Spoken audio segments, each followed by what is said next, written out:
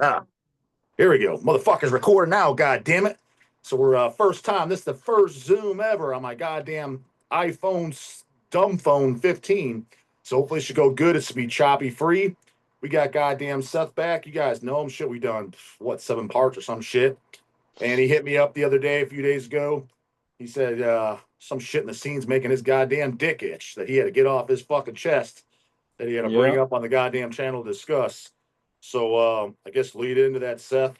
You said you saw some shit online that you wanted to discuss that you thought make some good goddamn topics for us to talk about. Yeah, I've been seeing it for a while now. Um, and it kind of started with the first time I saw it with Metallica. And what we're going to talk about is the VIP upgrades on tickets.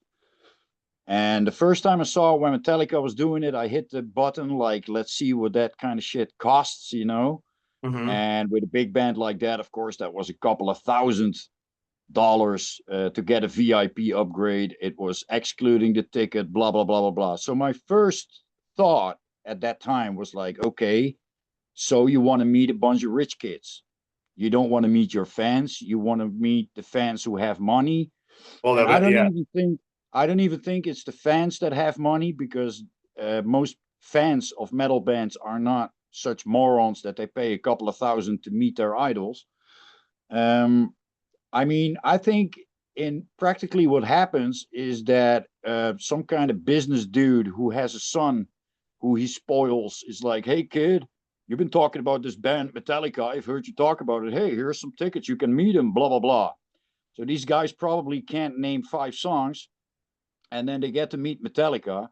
Metallica is all going to be nice. Oh, cool. Oh, Lars with his toothpick in. Oh, great, great, great. No, they don't like you. They don't give a shit about you. They give a shit about the money that you're bringing in because they're playing nice. The fact that Metallica is doing that, fine. Do whatever the fuck you want, you Well, know? to Oh, Metallica's defense first, did you yeah. see when you looked at the package? Did you see Uh-huh. what it was? Because some of these packages, dude, when you buy them, it's like, yeah, you get to meet them, but it's a fucking fist bump. It's not like Yeah. you said the Metallica's a couple $1,000s. In my opinion, if Yeah. you're going to pay a couple $1,000s to meet someone, you should at least be able to hang out with them for 10 to 15 minutes conversation, Yeah. not a fist bump and Definitely. a fucking photo. Yeah, these guys stand in line. There's like 15 of these douchebags who paid the money. They stand in line. Metallica comes by. They shake hands. They're playing all nice. They do their act, and that's it. And then they get maybe a shirt or whatever. Whatever. I mean, for that price, they probably get something. Yeah. But it's stupid. It's really fucking stupid. Even Metallica, what they should do. Well, let me get to this later, by the way. I mean, the fact that Metallica's doing it, fine, huge band, whatever. I'm not even going to compare any band to that. But the fact that fucking death metal bands are doing one VIP upgrade after another, and then I saw Dying Fetus, who I love. I like the band, I love the guys. Like, hey, man, remember where you are coming from. You are a death metal band. You come from the underground scene. It was Eric Lindmark when he was playing with Deeds of Flesh, like, hey, man, you should check this band out. Yeah. Sick fucking band. Like, second generation, the more brutal stuff Mm-hmm. came out. Back in the day, the first guys that I met from bands that I was a fan of was, for instance, George from Cannibal, Yeah. the guys from Immolation, John McEntee from Incantation. And these guys, they would walk around in the crowd or they would hang out at the merch. Yeah. Didn't have to do that all night. I get it. If you have the headline, you don't want to stand there for like 3 hours and talk to everyone. But at least if you were eager to speak to them, there was always a chance. And there was also a kind of a mythic thing, like maybe I get to talk to some of them. You never know. You get a little Yeah. bit nervous. Do I get to talk to them when you're one of these 15, 16-year olds? That's a great thing. And it is a great thing because the first times that I talked to these guys, my heroes, it really inspired me. And Yeah. also, it was not only talking to them and hearing them speak about music and seeing them play what inspired me, but also the fact that these were cool, down to earth motherfuckers, like the guys from Crisian. No egos, just felt like equals, you know, and both in it for the same shit. That is Mhm. what inspired me. Hardworking death metal musicians who play death metal for the music, not for the money, not for the fame, not for the whatever. When you met these So guys the fact yourself, that I when you see first this met, now, I'm sorry. so when you first Yeah. met Cannibal and Christian, those guys, was that in Holland or was that when you were on tour somewhere else with Severe Torture? I think the first time, I think, yeah, no, that was all in Holland. The first time I met Cannibal was in Nijmegen when they were touring with Immolation. That was back in, what was it, 96, 97. Okay. Was the Vile Here and Uh, After tour. okay. Okay. Yeah, I think the Monolith of Death tour, what your email address is. Yeah, that's where it came from. Yeah. Yeah, and then the Christian guys I met in 97 when they played at the Dynamo Club in Eindhoven. And Okay. just, you know, the cool thing is you see a band play, you love them. I never, before I saw Christian, I never even heard of him. So I Yeah. knew, of course, Cannibal Corpse when I went to see him, but I never heard of Christian before. I went to that gig because of Inhume, and I knew these guys. Oh So yeah, you Christian man. was kind of a bonus, and I was like, holy fucking shit, what is this? And we just started up Centurion back then, and they had kind of the same fire in the band going on. So I was like, oh Yeah. man, I have to talk to these guys. And that was cool as fuck. And still, these guys are cool as fuck. You know, they Yeah. talk to everyone, they talk to their fans, they go on pictures with people. My point is, if you're a death metal band, you have, you know, everything you do is because of these die-hard fans, you Mhm. know, and charging them what Dying Fetus is doing now, $75 on top of a $35 ticket. So you can meet them for a second and you get a Dying Fetus fucking air refreshener, whatever the Is hell, that what it is? and maybe a key cover, whatever that is. Okay. So you get a few goodies, maybe a poster, not even a t-shirt. No, you get early access to the merchandise. Now, I don't want to know for how many dollars these guys are selling shirts nowadays, because that's also something. I haven't, Amazing. when I seen Fetus, it wasn't that long ago, but I didn't look at the merch stand. But I would say if I had to guess 30 to 35 a shirt, it'd be my guess. Yeah. I And don't think that's it's like normal. made, yeah, I don't think it's like But Iron you Maiden $50 type shit. no, still, I mean, Maiden, of course, is expensive. Everyone knows that. But Yeah, we're of course. talking death metal here. Yeah. Why the fuck should a death metal shirt be $30? Explain this to me, because you know how much it is to make them. Well, to actually Five. to some of these guys' defense, I said the same thing. And the only thing I can think of, if this is the case, is a lot of Yeah. these bands playing these bigger clubs. Yeah, They I know what you're gonna say. the club takes the club takes a percentage. Yeah, and they That's take what I've been told. 20%. So hey, listen to this. So they take 20% and you let the price go up with 70%. Okay. So that's normal. Okay. It's the same with fucking inflation, you know. Inflation is 10%. So how the fuck does a product go up with 50? Yeah. I I know I'm not really good at math and economics, but I paid a little bit of attention in school. That uh shit is not possible. yeah. It's just not possible.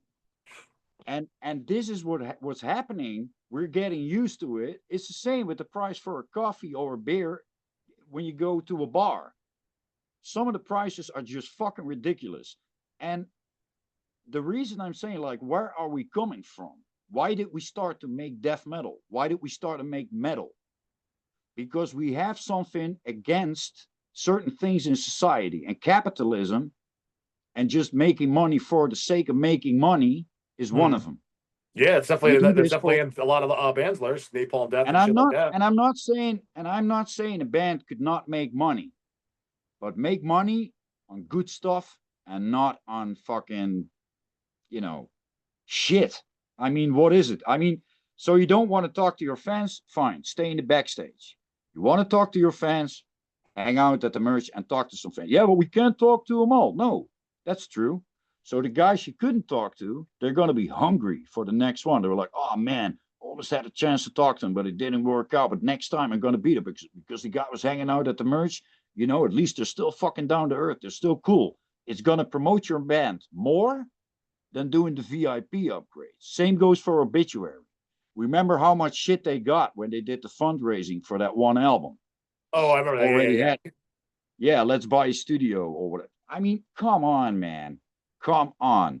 These guys make enough money with the fee they get for their show. yeah. They don't have to work. They're in bed in the nightliner until 1, 2 p.m. All these bands you guys like.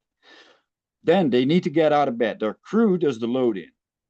And they build up the drum kit and the guitar gear. Then they do a sound check. Wow, work for half an hour, maybe 45 minutes. You can do it in 20, but anyway, they take a little bit longer. You watch my they do videos. The sound check. Then they do the Just- sound check. Then it's time for free food, free drinks, free fucking everything. Then they gotta wait. Oh, how boring. And then they gotta play a show, what, an hour? So they work pretty much an hour and a half a day. That's it. Yeah, but People there is who the go travel. to the That sucks. shows- I'll give them that. Traveling on the road, that does suck. Oh, wow. Oh, yeah, it sucks in a nightliner. You have a bunk in your bus. You can Oh, sleep. You can watch yeah. No, yeah, the bus. No. It's boring. Hey, but if your job is boring, go do something else. You're Yeah, that's free what to you go signed do up for. something else. The fact that you can live off your own created death metal, Yeah. and there's people paying your bills, you should be thankful for that. Yeah. Traveling is not that. I mean, if you go to Brazil and then you got to fly every day to another city, so you get to the hotel at 2 o'clock in the middle of the night, and then you have a lobby call at 6. Yeah, that's kind of heavy, you know. Mhm. But being on a nightliner, come on, man. Come on. Unless you have a really fucking sore back. Really, it's not that hard, especially for them. I mean, I've been on nightliners and we also had to do load-ins, load-outs, sell our own fucking merch. We talked to people, and when I got back from a tour like that, the day after I went back to my full-time job, and I'm still here. I have energy. Didn't hurt me. But the thing is, the people that come to the shows, they worked that day, 8, 9 hours, 10 hours. Yeah. They drove to the show. They paid gas money. They pay the entrance price. They pay in Holland, and here it's even cheap compared to the US, but over here nowadays, 4, 5 euros for a beer is a normal price. In the US, it goes up to $20, $25 sometimes. It's insane. The big shows it is, dude. Yeah, the Agora Yeah. stuff now it's like $15 and $20 for one beer. And that's like you go to see Slayer or something, forget about it. It's easily $20 a beer. Easily. Well, parking money. If in Holland everything is pretty close, so you can go to a show and sleep in your own bed. I can imagine in the States, if you want to go see a death metal band and it's like, I don't know how many hours drive, you got to do a motel, whatever. How much can one death metal show cost? Explain it to me, because I don't fucking get it. I get the fact that they make an easy buck. It's the same with Obituary. Oh, we sell our albums also with signatures on them. Where is the fucking romanticism in that? They didn't sign it for you. You bought I know that. I know. fucking album. I was always like that. I want to get it directly from. I want to have the guy sign it in front of me. Hell yeah. Hell yeah. I have my Festival of Atonement EP from Nile, and they signed it to Seth. Centurion fucking rules, Chief. That's the fucking signature. That's something I like. Right. Buying one is nothing. Yeah. It's the same like these dudes. I just bought the official touring long sleeve from Bowl Thrower when they did the tour in '92 for $300 on eBay. Were you there? No. Poser. Yeah, fuck off, poser. You weren't there. If you weren't there, don't wear the fucking tour shirt. And I know I'm sounding like a gatekeeper and an old fuck, but there is some principles, I think, when we started this scene, like the egos, the arrogant things we don't want. And I know the guys from Dying Fetus, I don't want to call them arrogant or egos, because I know these guys personally. They're great fucking guys. John and all these guys, great fucking guys. So the thing is, I don't get it. Like, why do you do this? Do you do this so long that you don't think about it anymore? Or do you get like over creative with things like, how can we make more money here and there? I mean, but this is just weird to me. You know, I would What do you never think of the argument? What if his argument was this? Like, say someone like Dying Fetus, which, by the way, you do realize King Folly threw him under the bus too, right? On my channel, King Folly. I saw that too. Yeah. Well, he threw him under the bus a while ago, and I guess John didn't like that. But so it's funny, you're the second person to throw for Dying Fetus on the bus for the exact same thing, VIP, because King hates that shit, the VIP. But what if you were to ask John and his response was something along the lines, well, dude, I never expected the band to get this popular, and which this is true, but I don't know how you deal with it, because I mean, obviously I get people that come up to me now nowhere near to Dying Fetus's degree, but you get the fucking weirdos where you're like, Jesus fuck, man. If he's to the point where he's going out every night and he's just getting bombarded by complete fucking jackass weirdos, and he's like, dude, at this Okay. point, if I'm gonna be talking to some of these idiots, I gotta Yeah. charge. I don't like this is fucking ridiculous. Yeah, I've been in the scene now for like 30 years almost. And this whole 30 years, there have been many, many, many fucking weirdos. Mm-hmm. And after these 30 years, it's just a whole bunch of good stories, man. I mean, what are you afraid of? I mean, people, because your band gets bigger, there's not weirder people coming No, to it's you. just you get I don't more of know. it. I don't. You just get more of it. If he's like, dude, I'm so sick of. If he's just like, again, I'm not saying I'm just playing devil's advocate. If that was his response, if he's like, Yeah, yeah, yeah, but dude, that's I a good never. thing. That's what I If want. he's like, I never expected the band to get this popular, and yes, of course, even back then, we dealt with some shitheads. He's like, but now I'm Yeah. dealing with hundreds of them on nights. He's like, and he's like, in my mind, I didn't sign up for this. I signed up to play death metal, have a good time, maybe get paid a few $100 a night, and that's it. Now I'm doing counseling and all this other. Dude, I get guys that ask me like, I'm not going to say any names. Like they think I'm almost like a counselor. Like they ask me about their marriage, like marriage advice. I'm like, dude, why are you? I'm just some dumbass fucking Dumbo eared metalhead. Like I don't know everything about everything, man. Like I don't have. I'm like you got to see a psychiatrist. I was like, I don't have answers to some of these questions. I was like, you're putting a little bit too much faith into me. I was like, I appreciate the. But I mean, but there's bands way bigger than Dying Fetus, and they don't do it. They just walk around. I mean, I met Simon Watson, the new Iron Maiden drummer, a few weeks ago when he was playing for British Lion. And I was talking to him for like 15 minutes, and we took a bunch of pictures, and he was like, hey, man, cool. Thanks. I was like, hey, man, have a good show. Looking forward to see it. He plays for Iron Maiden. After yeah, the yeah. show, Steve Harris was walking outside. People took pictures with him. I mean, Steve fucking Harris. But I'm saying, what if that was Yeah. John's argument though? Like, yeah, I never expected it to get this big, and now I got to deal with all these Yeah. people on. The only solution is to have people pay for it. That's the only solution, and then it has to be $75 because if you do 10, then everyone wants to do it. Or I'm just trying to figure out how the thought process went, because the only argument that I can come up with is that if you have like, let's say only 5 people a night who do it, who upgrade to VIP. I mean, 5 times 75. Yeah, what just under 500 was that 425? I want to let you sweat a little bit. I know your math was not the best, but It's actually not too bad. So it's 175 times 2 would be 150, so it'd be 300, 425, right? 375. It'd be 475. 375. Oh, I was off. Yeah, Okay. a night. Yeah, you do a 30-day tour. Well, but So I that mean, realistically, that's more than likely the real answer is just it's just for make more money. exactly. I mean, all the other arguments. Oh, there's a lot of morons. Yeah, go to Obscene Extreme Fest and check. I mean, Oh, yeah, I can imagine. go to a German open air fest and then talk to people after 11 at night. They're gonna be old fucking drunk and you don't even understand them. But hey, that's the fucking scene, man. Is And if Obscene Extreme, know, because if you've been there, is Obscene Extreme? It's funny you say that, and I never even like thought about it, but it just was always in the back of my mind, just a bunch of scummy, fucking grindy punk no, fucks. not scummy. No, not scummy at all. People just have a party and the time of their lives, and they feel no shame at all, and it's good fun. That's what it is.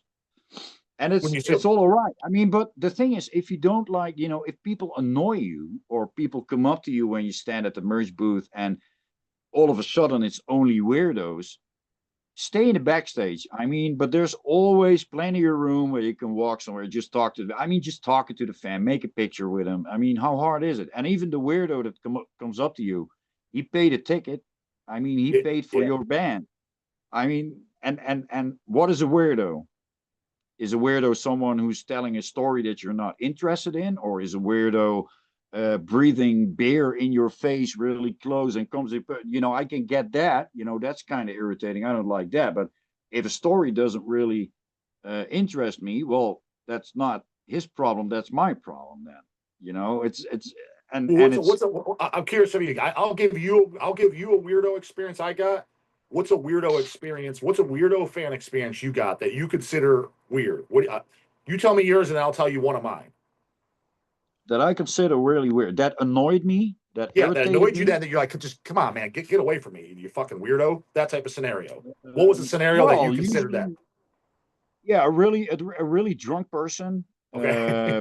Maybe somewhere in Germany or France, super fucking drunk, starting speaking in his own language, and especially, Yeah, yeah, my French is not that well. My German is pretty good, but when they're drunk and talk fast, I'm lost, yeah, and then they hang your arm around you, around your neck. yeah, And it's like, oh yeah, sure, man. Hey, how are you doing? I mean, that shit can happen to you in a regular bar. yeah, yeah. It I can can, yeah, happen to 100%. you. So how do you cope with that when you're in a bar? You hit him in the face? No. You, you work your way out of it. Hey man, I see you've had enough. And if he's too annoying, you just go stand somewhere else, or you just, what we did usually when we didn't like someone, we just like, hey Patrick, in Dutch, we are having a conversation right now and we're discussing and literally that in Dutch, so he couldn't understand. So he was like, oh, they're talking, so he just went away. There's ways, but come on, do I really have to teach people that? Like how? And I can understand a band gets bigger, and you get, but take King Diamond, a pretty big act. They Correct. played in the 13 Club in Tilburg. 400 euros, I think, for a VIP upgrade. So you can take a picture and you could talk to him for a while. What does he do? Because a friend of mine went there. He didn't do the upgrade. He was like, there was a bunch of people. They got a sticker because they got the upgrade. So they all stand there to take a picture. King Diamond is done talking to these people, grabs a beer, and goes stand at the merch booth. So So you could have everyone been a who's free, walking there is could have taking been free pictures with him, and he was cool with that. He took pictures with everyone. He was like, "Oh, sure, bro, no problem." So yeah, there was a bunch of people paid 400 euros, yeah, yeah, but yeah. these motherfuckers who just waited at the merch got the exact same thing. Yeah, it's funny because actually, believe it or not, I didn't do the upgrade. Upgrade, I think it's the 150 where I to pay to meet King Diamond. The only reason I did is because I was like, that's the number one person I want to meet. And I was like, I'm probably never going to. And the fact that he had a stroke and shit, I was like, how many more years is this guy gonna live? This was in 2019. And I was like, it's like 150 bucks. But I also thought you would at least be able to ask some questions and shit. But it was literally just take a goddamn photo with the band, handshake, and that was on your way. That's it. I'm like, well, that was fucking lame. I was like, so technically, yeah, I met him. I was like, but does that really count? I was like, not really. There's a bunch of people I would really love to meet. I mean, to meet Bruce Dickinson or Nico McBrain, who seems like a really funny guy. Anyone in Metallica, I've been a long, long, long time Metallica fan, but I'll tell you one thing: I'm not even gonna pay half a euro for it. Either it happens Yeah, or it doesn't. Either it happens or it doesn't, and yeah, that's the cool thing. I've met most of the death metal bands that I'm a fan of, pretty much all of them, yeah. because we play with them, we done tours with them. I met them here and there, and that's a privilege. That's awesome. That's great. And a lot of them I can call my friends. Mhm. Even John Gallagher from Dying Fetus, wearing a Feasting on Blood long sleeve years back in the day, years on every fucking tour. Great. That's why I say great band, great guys. I don't even want to throw them under the bus. My only question is why? Why? What is it that I don't get? Is that making a buck? Is it just I'm too old fashioned? Maybe that's it.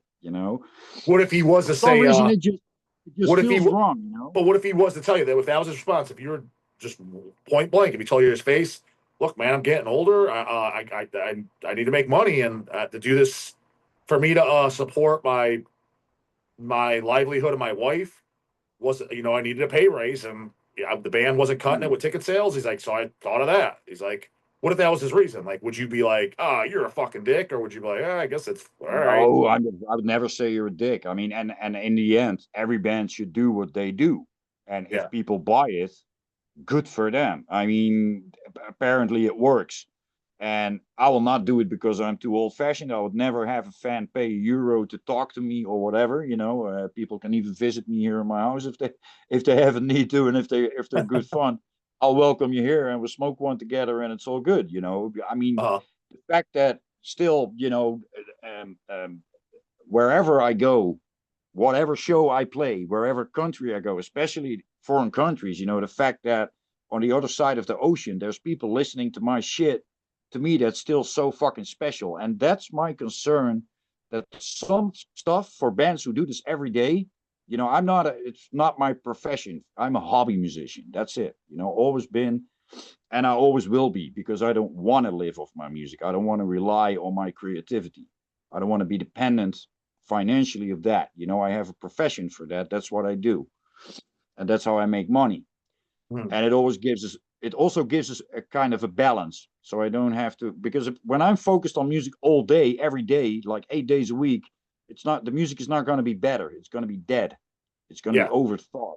It has to stay fresh in some way. And for me, it works. I'm not saying other people should do it. This is what works for me. But I would never have, when we played Brazil, Mexico, blah, blah, there were people so happy to talk to us. There were some crazy people. There was even some people who had tattoos of artwork of my band. The fact that they traveled to that show in their own country, worked that day, paid a large amount of their salary for the ticket, because for them it's even way more expensive percentage-wise than for us. Yeah. It would feel fucking wrong to have these people pay for a meet and greet. And first of all, I wouldn't even consider my bands big enough. Like, we had one meet and greet there in Mexico City. I was like, who the fuck is going to show up to a Severe Torture meet and greet? There was actually about 100 people there. It was insane. But they could come in for free. It was just a meet and greet. We were there, and people could take pictures and have their shit signed. And then there was, I even remember there was a couple of guys coming to these meet and greet, and they wanted to come to the show, but they didn't have enough money, and we just put them on the guest list, because we had a guest list every day, but we didn't know anyone there. So every day it was empty. We're like, oh, then finally we have some guys for the guest list. So we put them on the list, man. I mean, yeah. These guys are going to remember this for the rest of their fucking lives. Oh, yeah, of course. And they're going to tell their friends. So even if we didn't mean it, which we did, we meant it because we like these guys. But even if we didn't, and we did it from a marketing strategy, we would make in the long term more money, because these guys are going to come back next year. That's all that, I mean, I can get all the arguments they get for making money, but I want an answer to the question, like, why is it okay to have your own fans pay ridiculous amounts of money? Because what shit costs nowadays. So this whole night is going to cost someone easily $200, one show, and then you met them for 5 minutes. Wow. Yeah. That's my biggest thing. What I think about it, be shitty about it, is like, because from my experience, the one off the King Diamond is, it wasn't even a meet and greet. I was like, if you're going to charge, you should legitimately be able to hang out and ask some questions. Oh, man, the amount of money that Metallica is charging, you should go out to dinner with these guys. You should get a fucking blowjob. Fucking that kind of cash. Yeah, but then Lars needs to get his toothpick out of his mouth, because that's right. We put someone's dick in his mouth instead. He can replace with that. He'll stuff something in his mouth. What would you ask? It's not like I want to. What would you ask Metallica though? Because I'm assuming, I never talked to you about Metallica. I'm going to make an educated guess. You don't like every record. Maybe you do. No, I don't. So, like, what would you ask? That, like, for me, if I was to meet Metallica, I wouldn't be able to refrain from asking like the stuff that they don't want to be asked. Like, dude, Load, what the fuck were you thinking? Like I just gotta know. Like, what the fuck? I wouldn't even ask him that, because I can. That's what I'm saying. What would you ask? What would you ask? Nothing really. I would just tell him I was a big, long-time fan, and that I'm actually kind of glad that, with Metallica, they get a lot of shit, and some of their albums are pure shit. Let me get that clear. Load, Reload, Saint Anger, Lulu. I've never even heard of that one. I don't listen to. I don't even. Yeah, the Lulu, the one with the spoken word dude on it. I said, like, dude, I've never listened to an album after Load, because we heard that. I was 11 years old when that came out, and Eric, I think, bought it from Target or something, brought it back, and we knew as kids, we're like, this is Yeah, fucking garbage. We're like little kids. Like this fucking yeah, sucks. So I never heard yeah, anything. The only thing I heard since Load was last year or 2 years ago. They put out a new album, and somebody yeah, sent me a song from it to review on the channel. I think it was a paid yeah, review. Like they, hey, here's $10, review this new Metallica song. I was like, all right, I guess I'll listen to it. That's the only thing I listened to was the one song, and I was like, yeah. I was like, the music's not bad. I was like, I can't stand fucking Hetfield's vocals anymore. Yeah, well, I like Hetfield's vocals, but you know, like you say, the load, reload, Saint Anger, whatever the fuck they had, then and then that album with Lou Reed that was retarded. But the thing is, you know, Metallica, they didn't really have to think about anything since And Justice for All. They were like financially, they were good, you know. And I think when your band becomes so big, and also when the Black Album came out, of course, it exploded and they Yeah, became all of a sudden like in the charts and on the radio. And there was like common people like my fucking dad listening to Metallica. You know, that's when you know a band is not evil anymore. When your right, dad starts listening to shit. right. You know, nothing against my dad. Hi, dad. No, I'm But just saying. anyway, Dude, I also yeah, always used to say, I was like, if Dad likes it, it ain't good. I was like, Dad should no, not no, like a metal band. no, and it's even worse when your mom likes it. That's no, that's but still, Right. you know, there's some cool dads out there. That's what that's what I want to say. Um, but still, you know, then when a band becomes so big, I can get that all of a sudden in the heads they're like, oh, we gotta do this, we gotta do that, and they start experimenting the fuck around, you know. And I don't blame them for that. I mean, some of the stuff they did, you know, because the load and reload, I don't like them, but hey, they sold I don't know how many copies. I'm never gonna sell not even 10% of these copies with all the bands I did in my whole career. So Yeah. you know, for some people, these records are awesome. And but they experiment, they expect. Of course, the old school fans are like, "What the fuck are you guys doing?" You know. Yeah. Right. But anyway, a band has the right to experiment, in my Uh, opinion. You know, more bands do that. You know, there's been a lot of bands, and what you see now with the last, not the Death Magnetic, because that was like, okay, we tried, but we still half-assed the fuck out of it. You know, it's faster, but it's still, it's like, Yeah, Lords of Summer. Come on, man. What's that? Is it Lords of Summer? Is that a bunch of dude on flip flops? Or I don't I even know haven't what the heard it. fuck they mean by that. It doesn't grab me, you know, even the titles and whatever. But the last two albums, the Hardwired one and the 72 Seasons one, if you can appreciate the Black Album and the sound and kind of the song structures and that whole thing, then it is kind of a return to form to that. And if Okay. I Okay. watch the live clips and everything, I gotta say, live, it's a big, fat, good show. You know, there's nothing against it. And I think people actually bitch at Lars way too much. He was kind of terrible a bunch of years ago, but he stepped up his game again.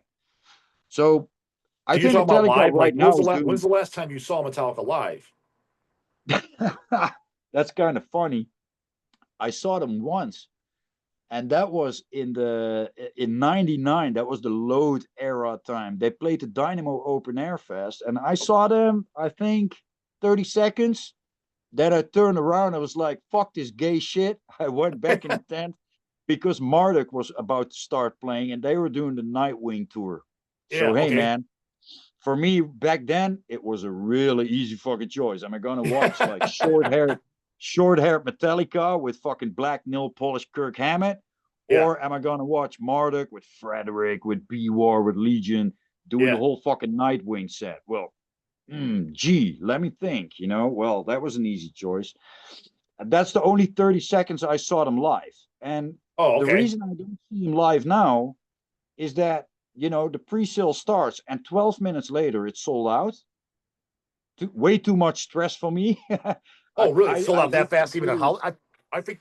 See, if you're going to sell out tickets that fast, because especially at that point, a band like that, they're strictly doing it for money. So it's like, okay, if you're going to do it for money, why would you even have it at a club that's it's possible to sell out in 12 minutes? Like have it at something that's so goddamn big, the Um, place that it almost can't they, sell out. they did the 2 day show in the Amsterdam Arena, and that's the soccer stadium where Ajax from Holland is playing in. 50,000 people. And that's sold out. And that's sold out in 12 minutes. They're sold out in 12 minutes. That's how fucking popular they are now. And I don't want that stress be in line F5 in the fuck out of it, to see if I can get any tickets, and then be disappointed that I don't have them. And I don't want to get fucked in the ass because the price of these tickets nowadays from Metallica is Oh, just it's just a ripoff. fucking insane. It's like, oh, that was like that show, but it was like 2 days was like way over 200 euros. Dude, I'm not going to pay And that's that. 200 euros. That's for shit seats too. It's not like you got good close Yeah. up seats. Good close up Yeah. seats are probably over $1,000. That's in the US. Over here, it's a bit cheaper than over there. Okay. Yeah, they kind of sandwich you guys. So it's like you get like, no, not sandwich. You get 2 dicks in the ass for the price of one. Correct. Because if you want to see someone like Slayer, now I know some wise ass, but it's not that. Whatever, jackass. I've looked at similar shows in the past because Lindsay wanted to go or whatever. And it's like you could see so and so, it's like $80. And it's like, yeah, from a mile away with binoculars. I was like, you may as well just watch it on YouTube. And then you look at like what are pretty good seats to where it's like you're at like a Cannibal Corpse type show. Dude, it's like $1,000, $1,000+. I've seen it. I'm like, who the fuck? I was like, I don't like the band that much. I'm not paying it. I don't think there's any band on this planet that I'd pay $1,000 to see live. No. Same here. The most I paid is for Maiden, and the last tour that I saw was the one they're doing now, or just did now, the Run for Your Life tour. I got the best seats at the house for 90 euros, all inclusive. Oh, dude, yeah. I can tell you right now. Again, I mean, some wise ass for sure 500. If you're to get best seats in the house, Maiden for us, at least 500. At least, and that's I wouldn't even be surprised if it was 1,000. It'd have to be. That's way too much.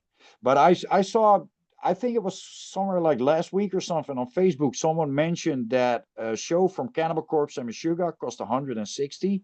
Is that true?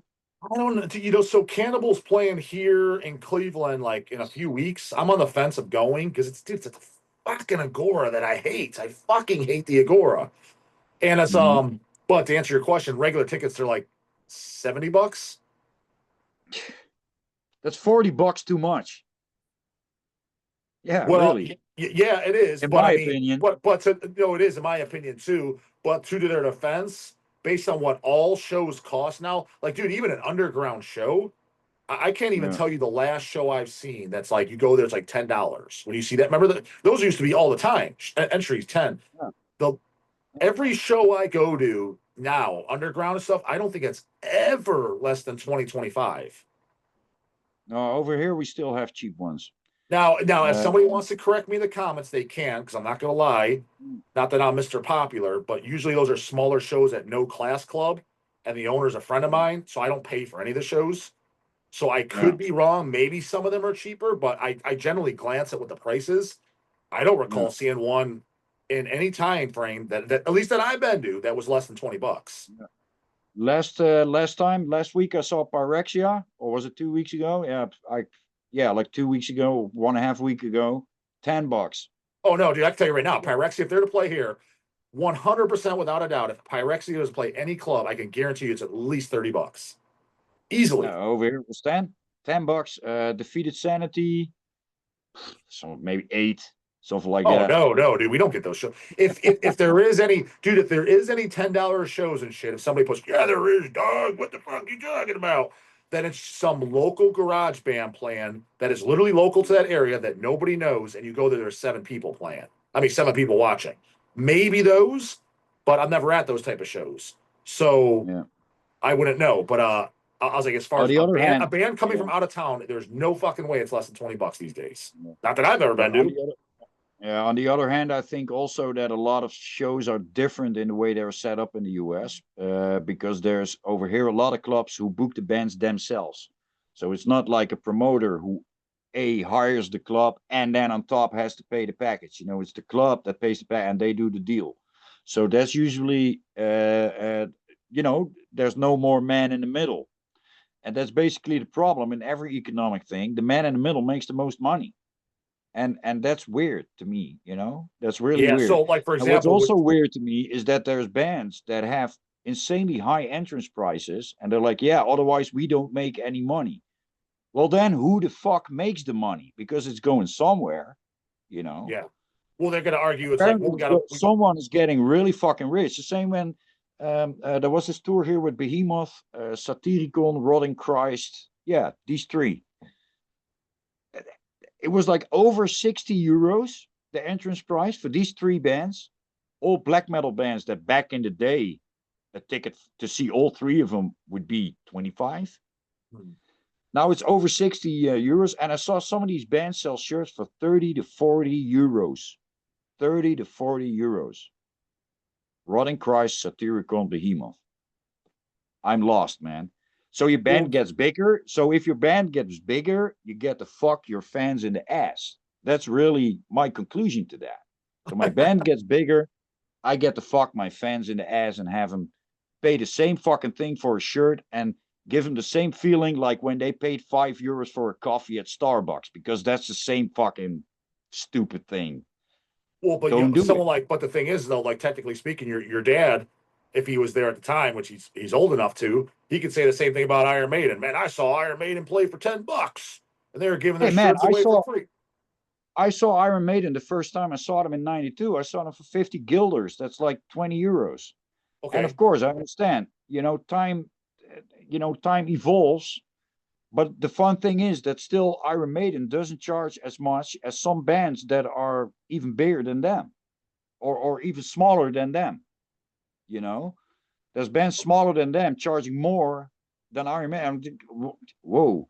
And Iron Maiden, what I get with that is that, they don't, the same with the merch. When I go to one of these stadiums, there's like, I don't know, 8 or 9 merch selling points.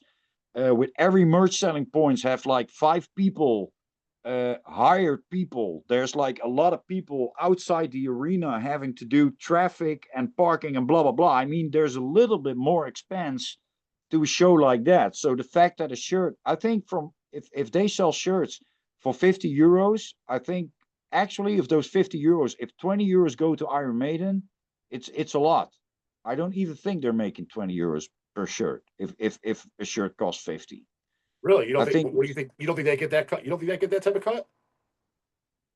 I think a lot of it goes to the arena selling the stuff, all that kind of stuff.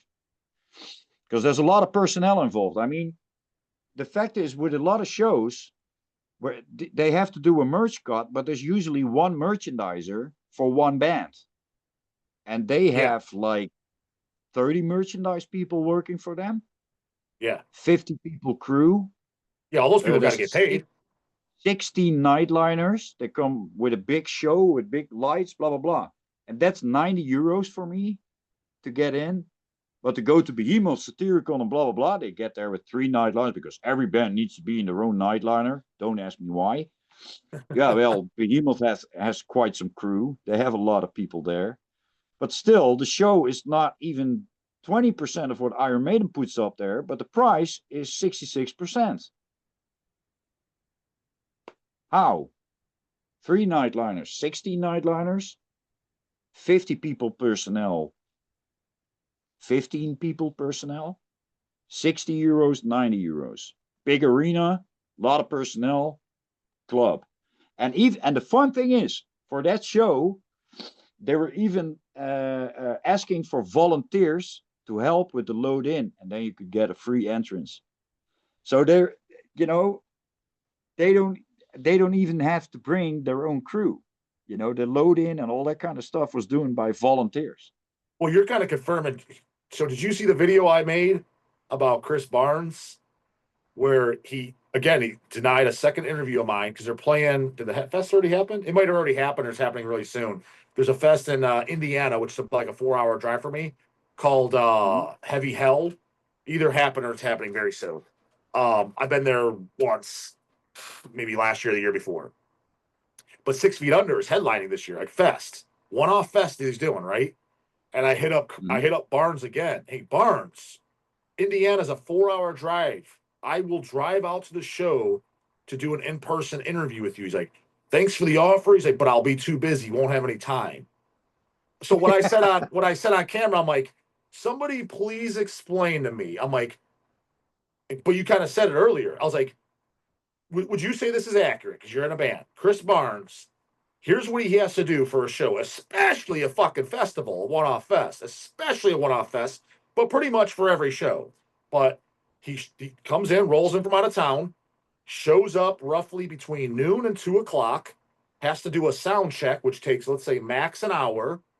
After Yeah. that, he has literally nothing else to do other than shower, get something to eat, get blowjobs, and then go on stage at nighttime. Because he doesn't have to load his own gear. He doesn't have to sell his own merch. I mean, he doesn't Yep. have to carry in a fucking microphone. I guarantee it. Yeah. Would you say those are accurate statements, or I'm incorrect? To me, it tells me one thing, that he doesn't want to do it. Yeah, He's correct. That's just what that not in the tells me. mood. That's Yeah, that 100% that tells me. And the excuse is a lame excuse. But I mean, would you say am I correct? From a band of his caliber, he literally has to do absolutely nothing other than sound check and then play the show. Or is there something I'm forgetting? No, no. And if it's a one-off thing, if they're not in a nightliner, then it's like, oh yeah, we were so at that time we were at the hotel, then we got to drive there, then I have like time for 1 hour of sleep, whatever. I can get that. But if you're on a tour on a nightliner, 90% of the day you're doing nothing. Yeah. Even us when we were touring, and we did a load in, load out, all that kind of stuff. My point is, and it's not, I'm not here to throw people under buses or to bitch at bands, and still everyone should support Dying Fetus and all the bands who do that. I'm not here to say like to bitch at them or say don't do whatever the fuck you want. What do we want to be known for in the death metal scene? We were always proud of the fact, like, hey, we don't fuck people in the ass with shirts. We have old school prices. We have this, we have that. And we were proud of that as a death metal scene, that we were not like the commercial fucking people. And I don't care how big your band is, your shit stinks the same as mine. And that goes for everyone. That goes for me, that goes for you, that goes for Bruce Dickinson, that goes for the fucking King of Holland, that goes for everyone. There's no reason why you should think like my band is bigger, so I should act in a certain way. No reason at all. And you know why? Because there's also a bunch of bands that are super fucking huge and they don't act that way. They will still stay nice, talking about King Diamond or Merciful Fate. I mean, Andy LaRock, super fucking great guy. Down to earth as fuck. No arrogance. Greatest guy to talk to, intelligent guy, smart guy, funny guy, nice guy, friendly guy, honest guy, and that goes for a lot of people in the scene. A lot of people in the scene. There's a bunch of really great people in the scene. And you know a lot of them. Like if you talk to Danny from Malignancy, that's not an act. He is a cool, fucking nice person. Yeah. And the same goes for Ronnie. I saw Ronnie, by the way, when he was playing for Pyrexia. I had a great time hanging out. Oh, you just saw him recently? Yeah, he was playing with Pyrexia. Yeah, I knew he was, but when did they come? When did they go over there for you guys? Is this how long ago? Like it's like because you said you paid something like last week. Oh, okay, so see that recent. Okay, damn. Okay, I posted a picture with him. Let me see when I posted that. So that's a show like that you went out to on your own, just hung out, went to the metal show. Yeah, I went there with Patrick from Severe Torture. Oh, cool. Yeah, of course we were hanging out. I was like, and I mailed Ron because Ronnie's been in my house before. I was like, hey man, I see you play Pyrexia. I'm gonna see you tonight, man. It's been a long time. Yeah. I mean, the last time I saw him was when he was at my house. That was back in 2018, something like that. Okay. So it's been 7 years. That's the cool thing about metal, man. You don't see each other for a long time. You never know if you're gonna see each other again. I mean, the last time I saw Fabiano from Rebellion, a week later he died. So shit can happen. And death metal, come on, man. We just make death metal. And even if you draw 1,000 people a night, 2,000 people a night, my mom still doesn't know who the fuck you are. And she doesn't care. Yeah. You're not famous. What about this argument? Because I've actually been told this from other bands. Underground bands told me this. And your singer, they're like, well, especially for the singer, they can't be hanging out and mingling with the fans because they got to preserve their voice. What do you say to that? Yeah, but you don't have to hang out all night. I mean, just, there's always people who want to talk to you for a while, want to see you, shake your hand, take a picture. I mean, walk out there for a few minutes, man. I had days on tour when I was really tired and didn't feel like it and blah, blah, blah. So maybe a day or two, I stayed in the backstage and took my rest. There's nothing against it. And then people don't see you. Yeah, that happens. Happens to me too. You know, sometimes I want to talk to someone and he stays in the backstage. I don't have a wristband or whatever. Hey, too bad. Talk to Yeah. him next time. You know, and if he knew I was coming and this guy from a band doesn't come out of the backstage to look me up, apparently I'm not that important to him, you know.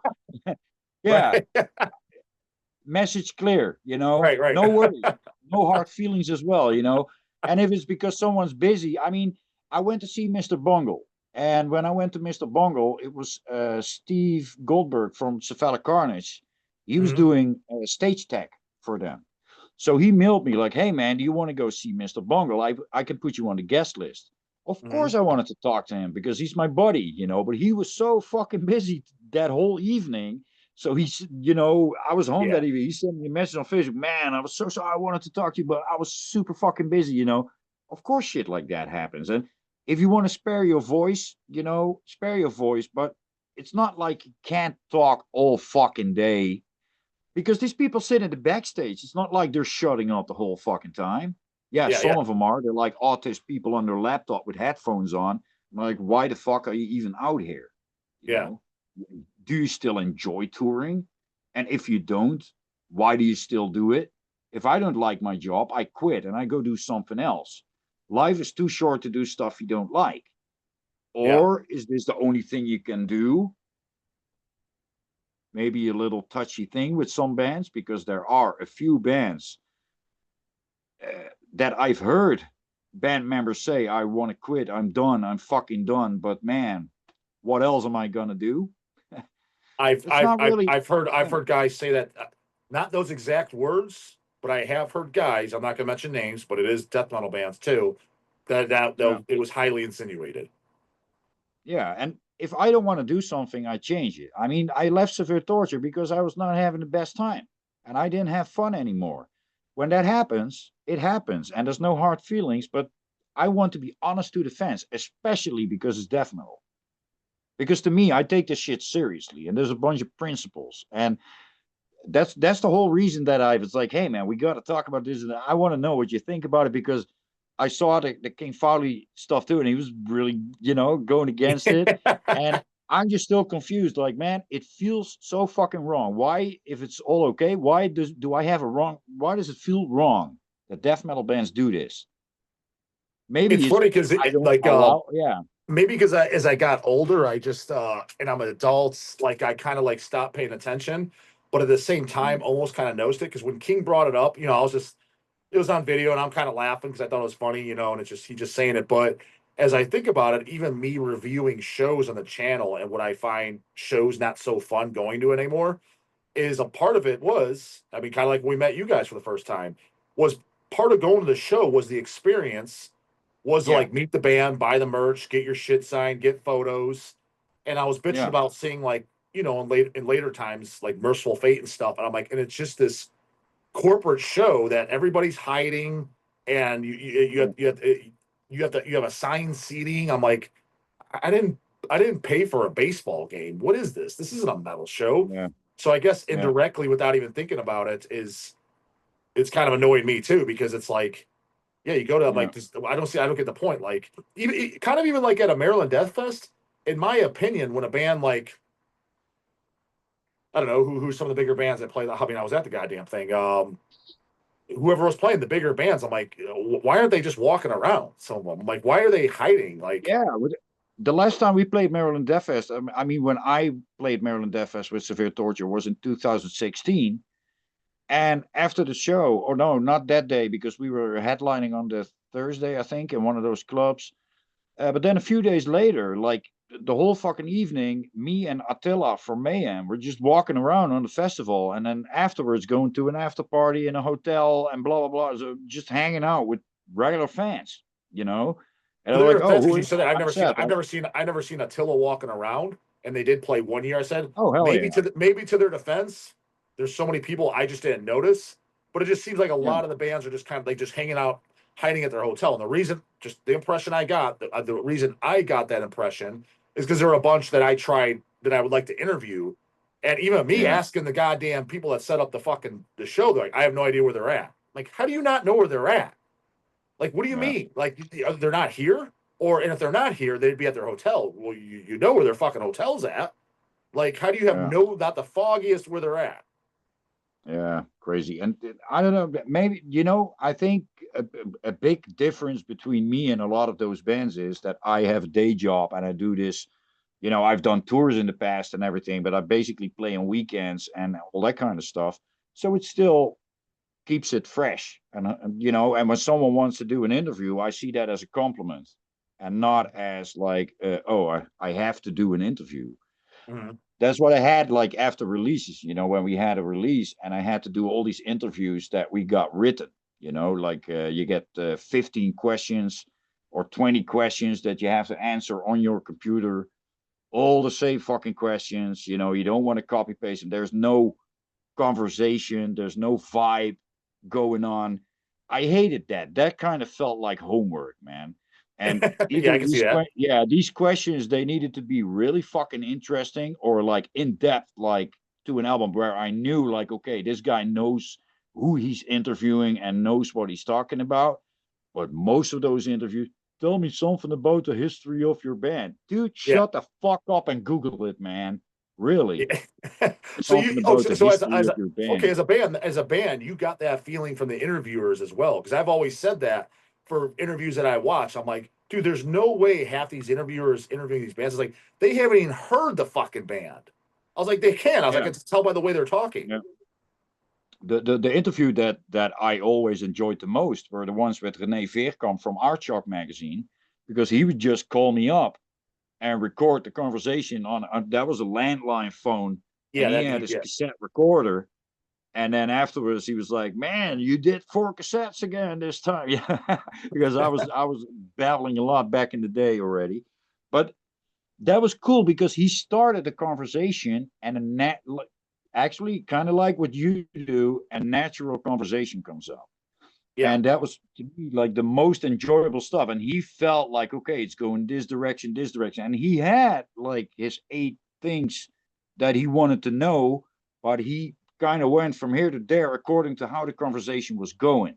Yeah. But that Yeah, was exactly. a fun, And when I would play a show now with Grey Aura or with Illuminati or whatever band, and someone would email me in front like, "Hey man, I'm gonna be at that show and I want to do an interview with you." Yeah, sure, of course. What time? Where? Maybe let's do it before the show, after the show, whatever. But yeah, let's do it, man. Why not? And if there's 2 interviews, I'll do 2. Mhm. Not that that's going to happen soon now with the bands are playing it, but anyway, still, if people want to do that, these people that want to interview you, they're coming to the show. How fucking hard is it to talk to them? Who are you? Who do you think you are? You think you're Harrison Ford or whatever, and they can book 3 minutes of your time, and you have to give the questions in advance so they can go through them and say, oh, I don't want to talk about this and that. Is that the next step? Yeah. What's the next step? So we have the VIP upgrades. We have this, we have that. We don't want to do interviews anymore. What's the next step? We're going to make pop music or what? Is that the next step? Because if it's for making money, I have a really good advice for all these fuckers. Quit playing death metal and start making real money making music. You Yeah, yeah, know? yeah. Yeah, or grow weed instead of make albums. Or a lot more money in that, bro. And you don't have to talk to anyone. Yeah. No, Yeah. I'm just fucking with you. I mean, No, that makes and I sense. Yeah, get it. Of at that course. point, no, you're 100. You're Yeah. 100. If you are in it for money, that makes because you're already a musician. It's like you know how to play music. In that case, play a Mm, completely different, just play trendy style of music that can actually potentially make money. Like why the fuck you play extreme music where it's like the odds of you making yeah. money and especially good money is the odds are very low. The thing is, and that's maybe the cool thing with me, because I don't make a lot of money or just a handful of money every now and then that goes directly back into the band. It's easier to say for me that it's not about money than it is when you actually make money with it. And I Yeah, know how that goes. It's the same with a job, man. If you get paid, let's say 2,000 a month, and that's what you're used to, then you're gonna bitch about all these rich fucks who make 4,000 because they don't work as hard as you do, blah blah blah blah blah. Then once your money starts going up, you're gonna be more like the other guys. And this is exactly happening in the death metal scene. Normalizing these kind of things is gonna change. You know, it's the same with, yeah, it's completely okay to do crowdfunding for your album. Why? Why do I have albums out that we all financed ourselves, busted our balls for, and had like extra jobs so we could pay for our drum equipment and guitar equipment and studio recordings, and then try to get our demo out there, and then we make 100, and then we get some money for that, so we can make another 100 from that, and then we make some more money, and then we can print T-shirts, and that's how you build it up. And then the first shows you do them for a crate of beer and $20, and then in years from that, you know, you're going to get more than 1,000 a show. Nice. But still, that doesn't mean that you're more than someone else, or you're better than someone else, or you don't have to, you can, you know, why stop talking to people? People get more crazy because there's more people to your show? No, no, no. Well, who other than When I was talking, who other than Obituary did the crowdfunding thing in death metal bands? Is there anyone else? all these newbie bands, I don't know, all the trendy newbie bands like the fucking millennials, because to Oh, them okay. it's completely normal. Yeah, It's yeah, the yeah. same with, yeah, it's the same with promoters or even record labels sometimes, how they act. Like, no, we're not going to sign your band because you're not active enough on social media. Fuck social media, dude. Portal Portal was never active on social media. They sold on their own because the music Yeah, was good. yeah. That's a death metal principle. It's about the music. It's about an album, not a song. Fuck songs. Albums. Digital products. Fuck that. Spotify. Vinyls. CDs. Tapes. Fucking t-shirts. That's what we do. And the death metal scene started because we were angry. We were in this together. We were a scene, remember? We called it a scene. So how on earth do we call our fans weirdos? It's a scene, right? Or is it not a scene? Is it us, them, and them? I just have a lot of questions, man. Well, so what do you think about it then? Because you brought you brought up the social media and the kiddos and stuff. As far as today, what is your take then on anybody being allowed into the scene? Because that's more common than ever. Like literally, just let anyone on in. What is your take on Well, that? that's. I mean, it's a free world. So if Mm-hmm. once you start making stuff, you're in the scene. I don't care, you know, who's in the scene. There's no gatekeeper for a scene. It's not like you're going to get a license somewhere. I'm just not. I'm just not going to buy your shit. Yeah. You know what works? When you were telling about that band Aberration in one of your videos, I was like, Mm-hmm. oh, Aberration, Demonolatry, he can't find it. I bet I can on YouTube. So I YouTube up, I find it immediately because I misspelled it. I misspelled it. Okay. I spelled it with one R. Well, no, to my defense, well, I copy and paste what they say, so I didn't Yeah, yeah, yeah, yeah. like. But I misspelled it. That's how I found it. Oh shit! The thing Okay. is, I never seen him. I've never seen him on social media. Never ever. I never Yeah. seen the band's name. I never heard the band's name. But someone that kind of likes the same stuff that I do, you advises something the old school way. I play it on YouTube. I'm like, holy fucking shit! Like James Lee, the old Origin singer, he responded to my because I posted it on Facebook on social Oh, okay. media. Like, hey man, listen to this because that's what I do when I hear something that's good. That's when I'm gonna post it. Like, hey man, you guys should check this out. Gene from Angel Corpse immediately liked it. James, the old Origin singer, he's like, man, this is like a rabid morbid angel, man, on fucking acid. And it was good stuff, man. It was good riffs, good this, good that. Next week, they're playing a show in Groningen, in Holland. Oh no It's shit. like it's a pretty far drive, like 2.5, 3 hours maybe. But there's a slight chance that I'm going to get a ride from a buddy of mine over here in Boxtel who is thinking about going there. That's the band. I'm gonna, you know, if he's driving, I'm coming. I'm tagging along, man. I'm gonna be in the car that day for 6 hours to see that band. Oh yeah. Let them know you heard about them from me. I heard about it from you, and of course, you use social media as well as a channel to let me know and other people know. YouTube.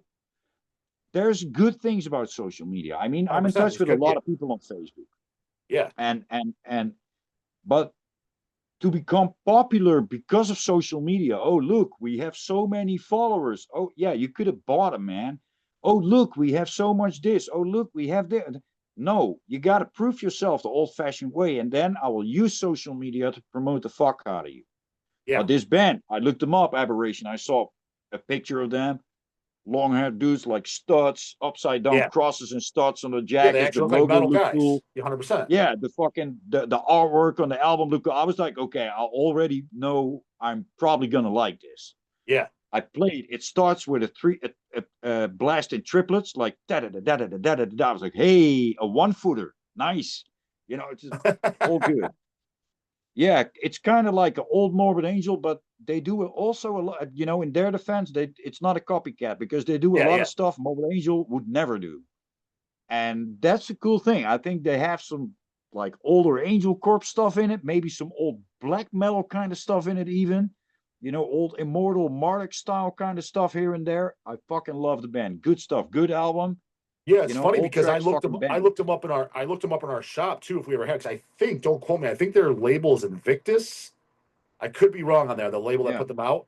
And Yeah, all it's we ever Invictus. I had, ordered the CD and the demo. yeah, because we did have the because I don't really collect cassettes. I collect CDs and vinyl. We had the cassette. I'm assuming the demo. We had the cassette and we had a patch. We never had any of the CDs, the albums, and something like. I was like, they're on Invictus. I'm surprised we never got these in. Yeah. Because sometimes, dude, Yeah. like I find out about a band, people tell me, and I just search our shop, boom, boom, boom, boom, like in the inventory. Oh fuck, we Yeah. have it. I was like, I'm just gonna go out there and put it on. You know what I mean? Yeah, the CD and the demo CD could be here pretty much any Oh, day. so they did put the demo on CD as well. It's not just cassettes. One demo, I think, and they have another compilation of demos that's on vinyl only. Yeah, I think I saw. Yeah, it was a compilation Yeah, release because there was 3 releases total on Metal yeah, Archives when I looked them yeah, up. Yeah, yeah, yeah. But this is a cool thing. I mean, you advise a band, I check them out, I love the fuck out of them, I post them on Facebook. I'm like, hey, this is on Invictus. My buddy, actually here from Boxel, he's on Invictus too. He plays for the band Lucifericon. By the way, people, check that band out, Lucifericon from the Oh, Netherlands on Invictus Records. it's funny. I know Yeah. that name too, but I haven't heard it. But I know the name. I think Oh, we've check had it him and out, man. stuff. You will like him. You'll like Okay, him. It's really up Lucifer. your alley. Yeah, it's shit. I want to say we've had stuff. I'll check the site. We might Yeah, have. I want to say we had stuff in them by stocks. I know the name because all this stuff, yeah, dude, is like it's a blessing and it's a curse because there's mm, what I do, dude, especially for my department, the actual physical format. There's so mm, much thrown at me at the same time that yeah, it's not. You could call it overwhelming, and you can also call it mm, take it for granted because of yeah, years of basically 20 years straight of things just like thrown at you by the hundreds a day. yeah, It's yeah. just like, all right, I guess I'll check out X as I'm in the, because you don't But even know at that point. It's just but overload at that point. but isn't that the same with YouTube? You It have is. everything. Yeah, it's It all on your finger, and you get suggestions, and it's like you can't check it all, man. yeah. It's impossible to check it all. But the cool thing is, you know, you advise it, I check it out, I like it, I share it on Facebook, I hear from my buddy, oh, they're on Invictus. I go, oh, on Invictus, oh, just like Tim, you know, oh, that's cool. I go to the web shop, they're in Ireland. I buy the 2 albums. The one is €11, the other one is the full length is 13. Shipping cost total from Ireland to Holland, €5 only, 5.70 for DHL delivery Yeah, it's cheap at as the hell. Yeah. doorstep in like a week. So, and I ordered it last week, so it should be here like pretty much any day. But still, you know, that's how it should go. That Yeah. isn't that way more fun than being on your own on your computer, scrolling, clicking on something. You don't know what kind of wimpy, fucking trendy douchebags are behind the band. You just hear the audio. I mean, Yeah. there's nothing to it, man. And it used to be so much more fun. You know, that's the cool thing. When I went to the Deicide Flash show in '97, Eric was like, "Hey man, but you heard about us now, but did you hear Dying Fetus?" I was like, "No, who the fuck is Dying Fetus?" "Oh man, you gotta check them out, man." "And did you hear of Cryptopsy?" "Cryptopsy, that's a weird name. It's like autopsy, but then with a crypt." "No, oh, but they got an album out now, None So Vile, man. If you check that out, you're gonna go crazy." And it was, you know what? It was true. And my respect for that dude went even up higher. You know, I was like, "Oh man, he knows his shit.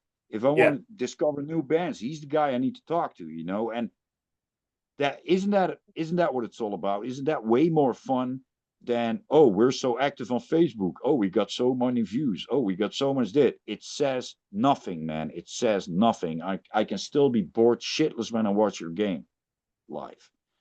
And I know when I'm gonna watch Aberration next week, when I'm going, I I've checked a few videos online. I already know I'm not gonna be bored. It's gonna be an interesting gig from start to finish. Yeah.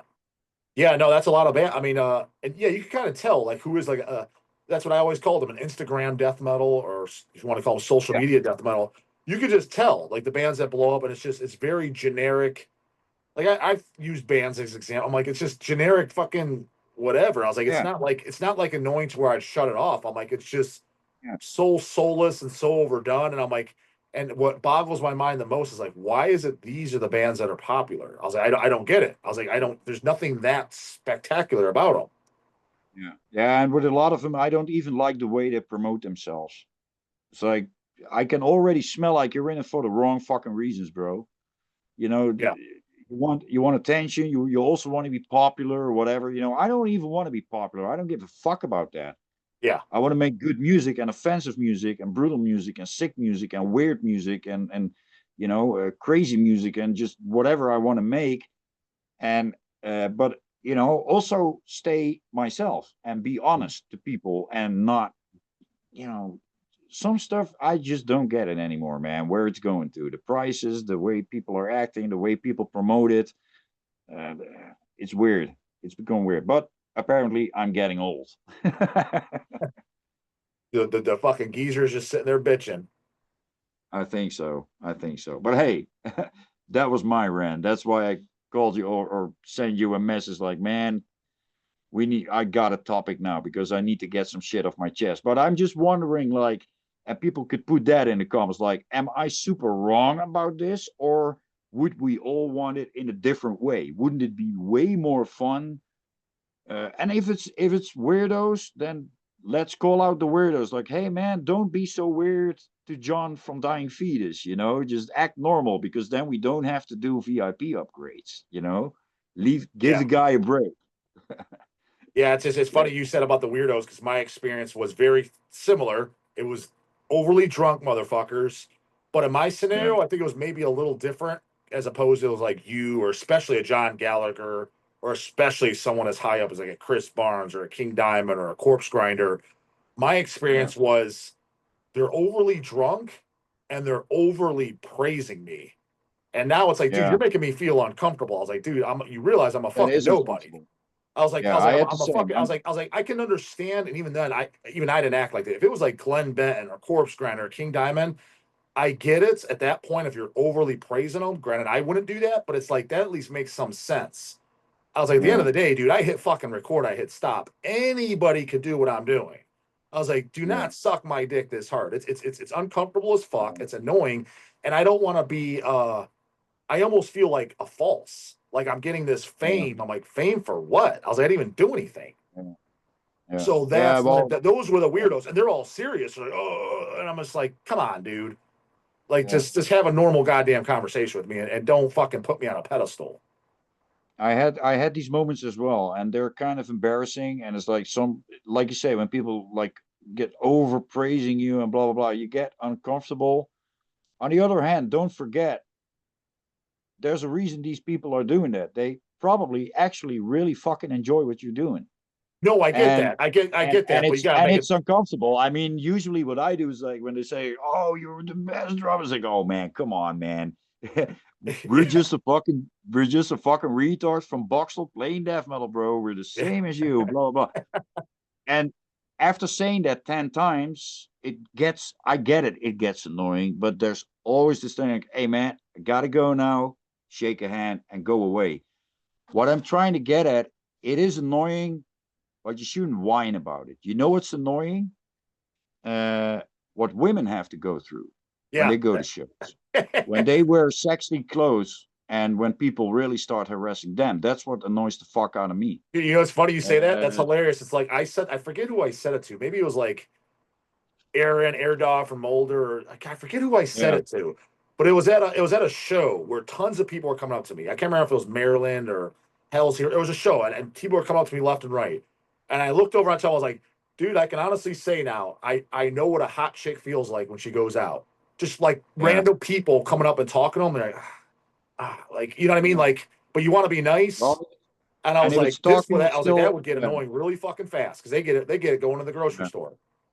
And when it's just regular talking, it's still okay. It could be annoying, but it's still okay. But the way some people yell at them, uh, throw sexual comments unasked, send dick pics online, put comments really, yeah, man. I'm just glad I'm a man and I'm not a woman You know, it's because funny, same, but at the same time, dude, guys like that I've never even respected because I'm a guy, no, of dude, and course not. I like pussy as much as the next guy. I've never done that to a girl in my life. I've never acted like that. No, no, I never send dick photos.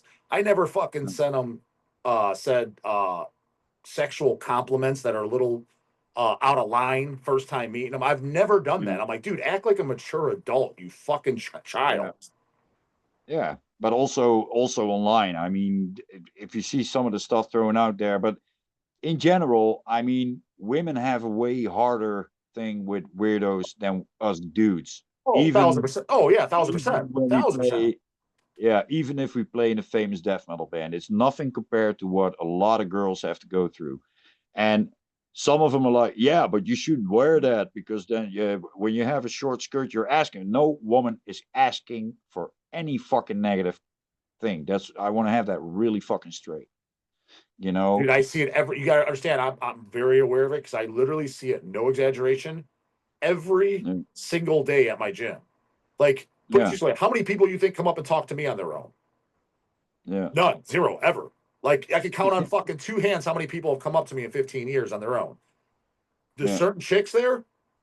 Like, there's certain chicks I see there every single day that are very, very, very good looking. Obviously, guys, yeah. people, every day they got to deal with it every day. And I see the same girls. I'm like, that's Mm, got to be fucking annoying, like flat yeah. out So if fucking they, annoying. yeah, so if they do the paid VIP upgrades, but then technically the prostitutes, so Yeah, yeah, technically, yeah, you don't yeah, want that, you know. yeah. Nah, but that's what I say. It's like how is it really that hard? Is it really that hard? Is like what you say, like the band is bigger, that's weird. Is that really a valid argument? I don't know, man. That's the only other Maybe thing. people, You only got two answers. Is some unless there's something I'm completely thinking of. The most, if they're being honest, realistically, the most likely scenario is just straight up, just be honest. It's for money. That's the most yeah, likely scenario. But the only yeah, thing that I was trying to put myself in their shoes, and again, I do get people that come up to me now, so I'm like, okay, I've dealt with it on a smaller scale. The only yeah, thing I could think of trying to put it is that I was like, maybe it's just overwhelming now that you get so yeah, many people, and in his mind, he never thought he was gonna be a rock star. He's like, I didn't sign up for this, man. I can't do with this every night. That's the yeah. only And thing I can maybe think of. I want to ask him next time when they come on tour. But man, I don't have enough money for the VIP upgrade, so I don't. You won't get to meet No, him. that's that's probably no, that's just fucking with you. But I mean, again, they're really nice guys, and I know John for a long time now. I think the first time we played with them was in '98. That was the first time Dennis was playing with Severe Torture as a singer, Oh and no that shit. was Okay. with Dying Feet. Yeah, that was when they toured for Killing on Adrenaline. Mm-hmm. Gavin Talley on drums, Yeah. Sparky on guitar, Jason bass and Jason, vocals. Yeah. that's the best lineup in my opinion. Be honest, yeah, it's my favorite lineup. And then a few years later, they had Destroy the Opposition out. Yeah. And I remember one show they did in the small on the small stage in the 013 club. And I don't know if there's people watching this who were there. Man, the roof fucking came off, man. That's how fucking loud that show was. That was a sick, sick, sick show, man. Yeah, I saw them like twice on that tour. I think they did two separate tours for it. I think they did a headliner tour, and then they did a tour definitely with Vader. And I saw them at both. And because Destroy the Opposition is my favorite record by them Yeah, personally. same here. The thing is now, yeah, they tour with basically trendy bands now. Oh, I know. They're So that's terrible. Dude, yeah, I saw Dying Fetus like a year and a half ago, and the openers were unfucking listenable. I'm not talking like, this just yeah, isn't my thing. unfucking list. Like, dude, I was embarrassed to be in the same room. My buddy Matt Sorg from fucking From the Depths, Shed the Skin. He works the club that they're playing, and he's not a Dying Fetus guy. He's more of like a Swedish death metal guy and an old. He's older than you. He's like 55, 56, old school guy, right? Loves Dismember and At the Gates, that type of shit, right? And I knew he wasn't a Dying Fetus fan. He's like, "Yeah, you like Dying Fetus?" And I was like, I know you don't like him. He's like, "Yeah, not my thing." And when one of the bands were playing, though, he comes walking over, like his, I don't know, go to the bar where he had to go work. It was one of the Oprah bands playing. And he's like, "You like this fucking bullshit?"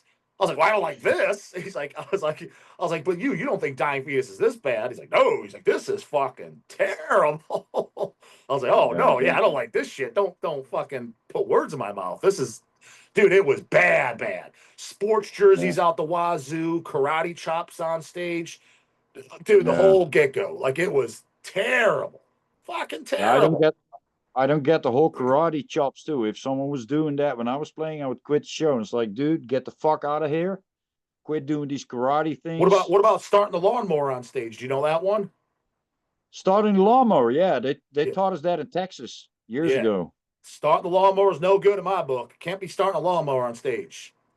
Nah, man, I even, to be really honest, the circle pit that you guys have over there that now completely is integrated in Europe, that running around, I think is Mm-hmm. the dumbest fucking shit out there, man.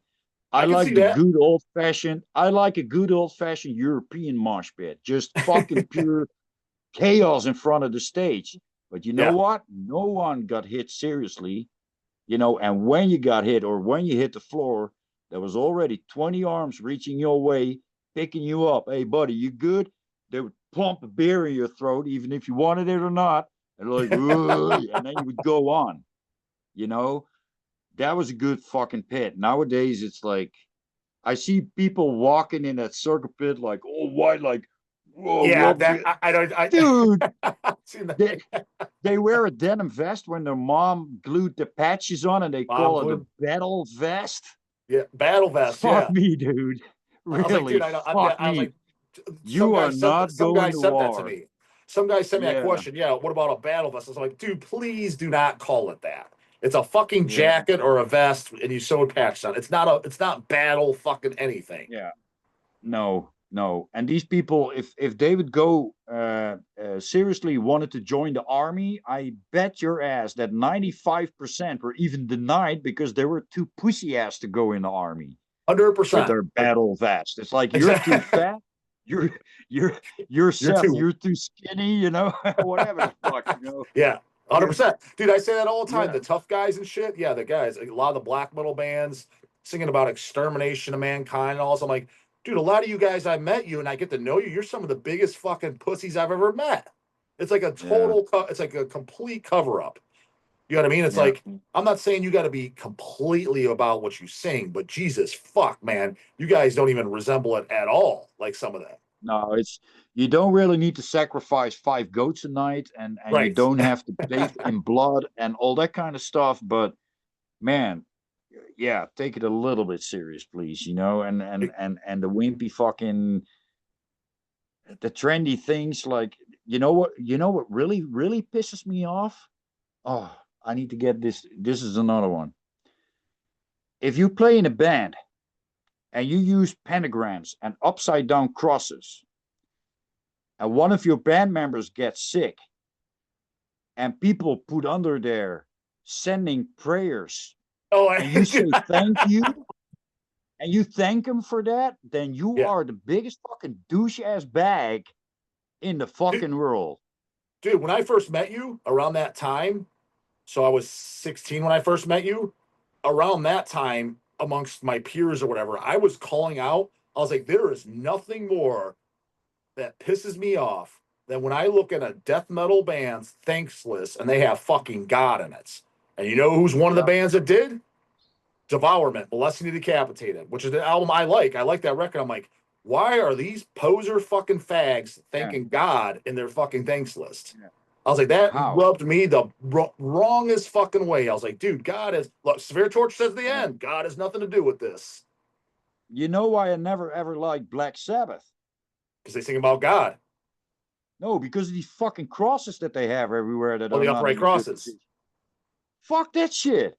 Everyone's like, It's Ozzy is evil. No, man, he's a fucking Christian. Get the total fuck out Christian, of here, dude. man. I And know. he was a drunk fucking drug addict Dude, it's with funny you shitty say that music. because I mean I do like Sabbath and shit, but that would annoy the fuck out of me. Where people I would be wouldn't like, even "Yeah, listen to Sabbath, it, man. Sabbath got me into evil music." I'm like, "What do you mean?" I was like, Hell no. Have you ever read the Black Sabbath lyrics?" I was like, "They're Christian as fuck."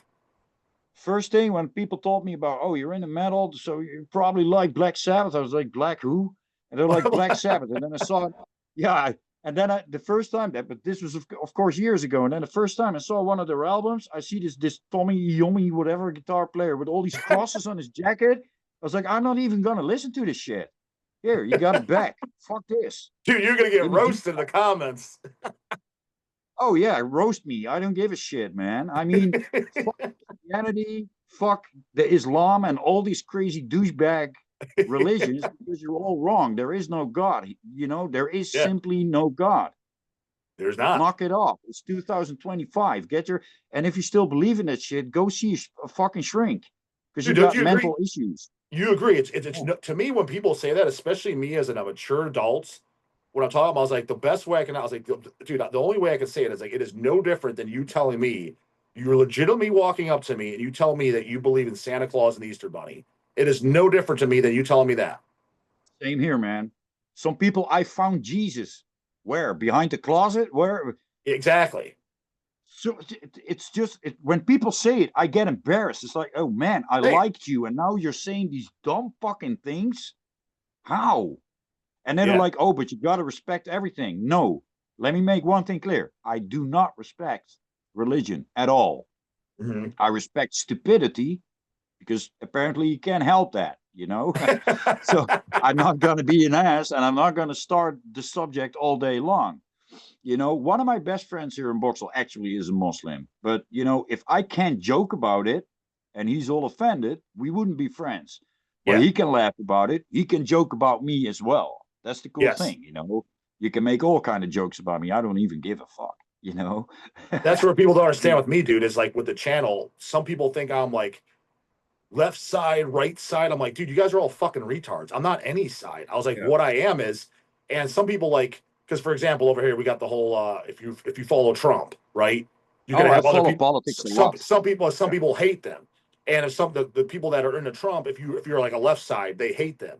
And some people will say this, oh, do that. You can't follow that, guys. I was like, dude, I don't follow. As long as people don't bring that shit up to me, I was like, I don't care. They could be whatever they want. I was like, I don't It's care what their personal beliefs and what they're into. I was like, if they keep it to themselves, I'm cool about it. it's really simple. And it's the same over here now with the whole discussion about the Israel-Palestina conflict, the Gaza thing. If you are against something, it doesn't automatically mean that you are in favor of the other thing. Yeah, This yeah, is this is how polarization works. There seems to be only two truths: the Trump one, the Biden one, or the Trump one, the Kamala Harris one, whatever. yeah. No, there's no two truths. You have a two-party Two system. No, parties. Yeah, you don't have a two-party system. You have more. You just don't vote for them. That's your problem. You only vote for two. yeah. Yeah, but that's you know, and you have a whole different system, election system. That's a different thing. But still, if you say I'm against Trump, that doesn't mean that you are against everything he says, because the man Yeah, says some reasonable stuff and he correct, says a lot of stuff that is complete bullshit. correct.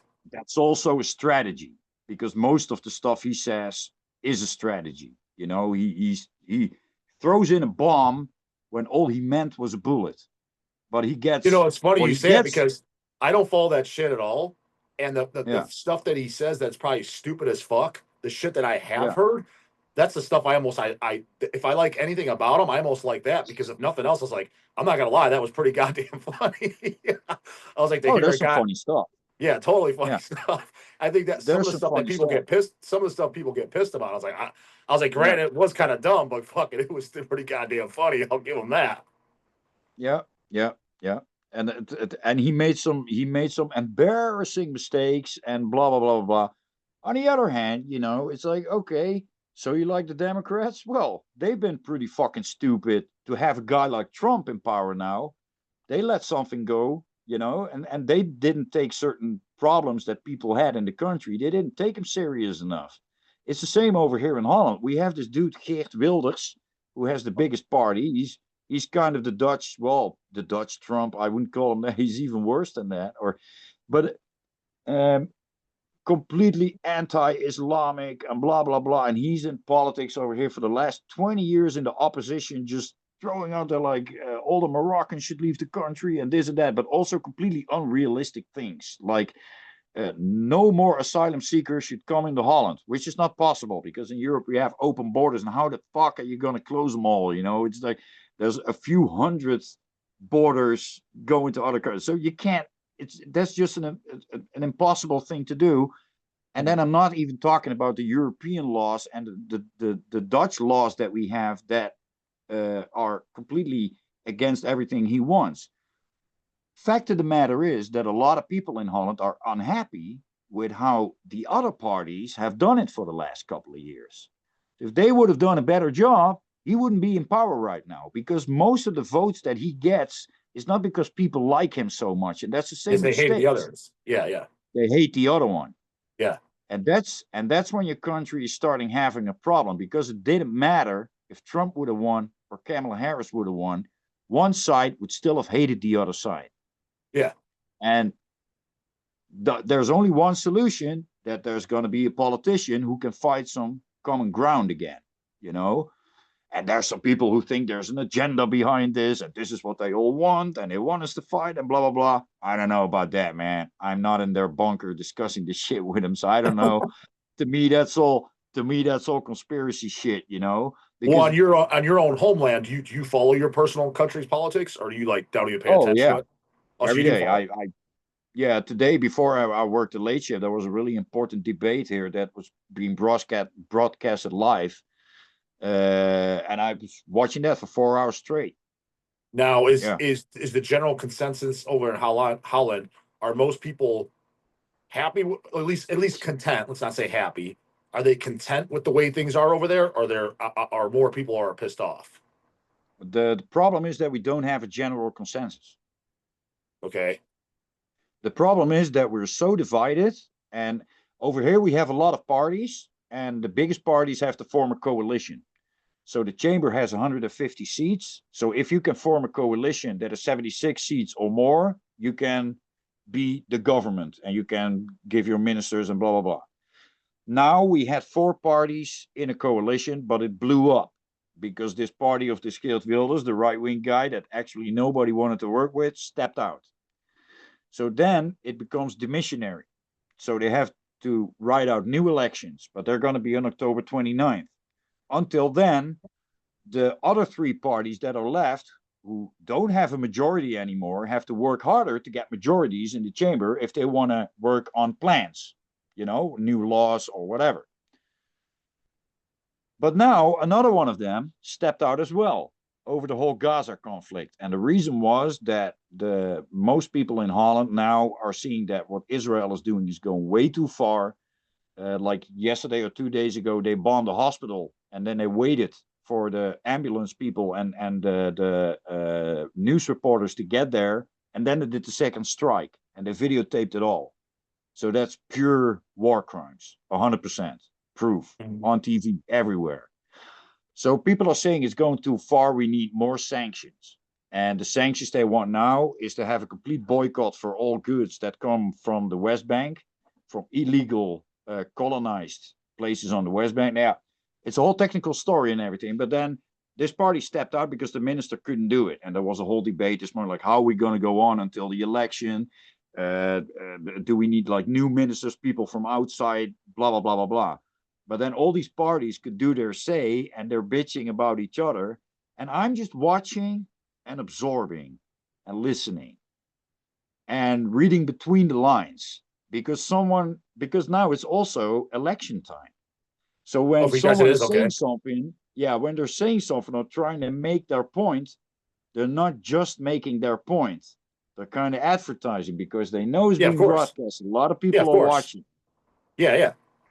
They're even taking like really bad stuff that happens in the country. Like 3 days ago, or no, a week ago now, a 17-year-old girl got murdered really brutally in the area of Amsterdam. She was on her bike going home on herself, and she got stabbed in the neck and blah, blah, blah. 17-year-old girl dies. Terrible story.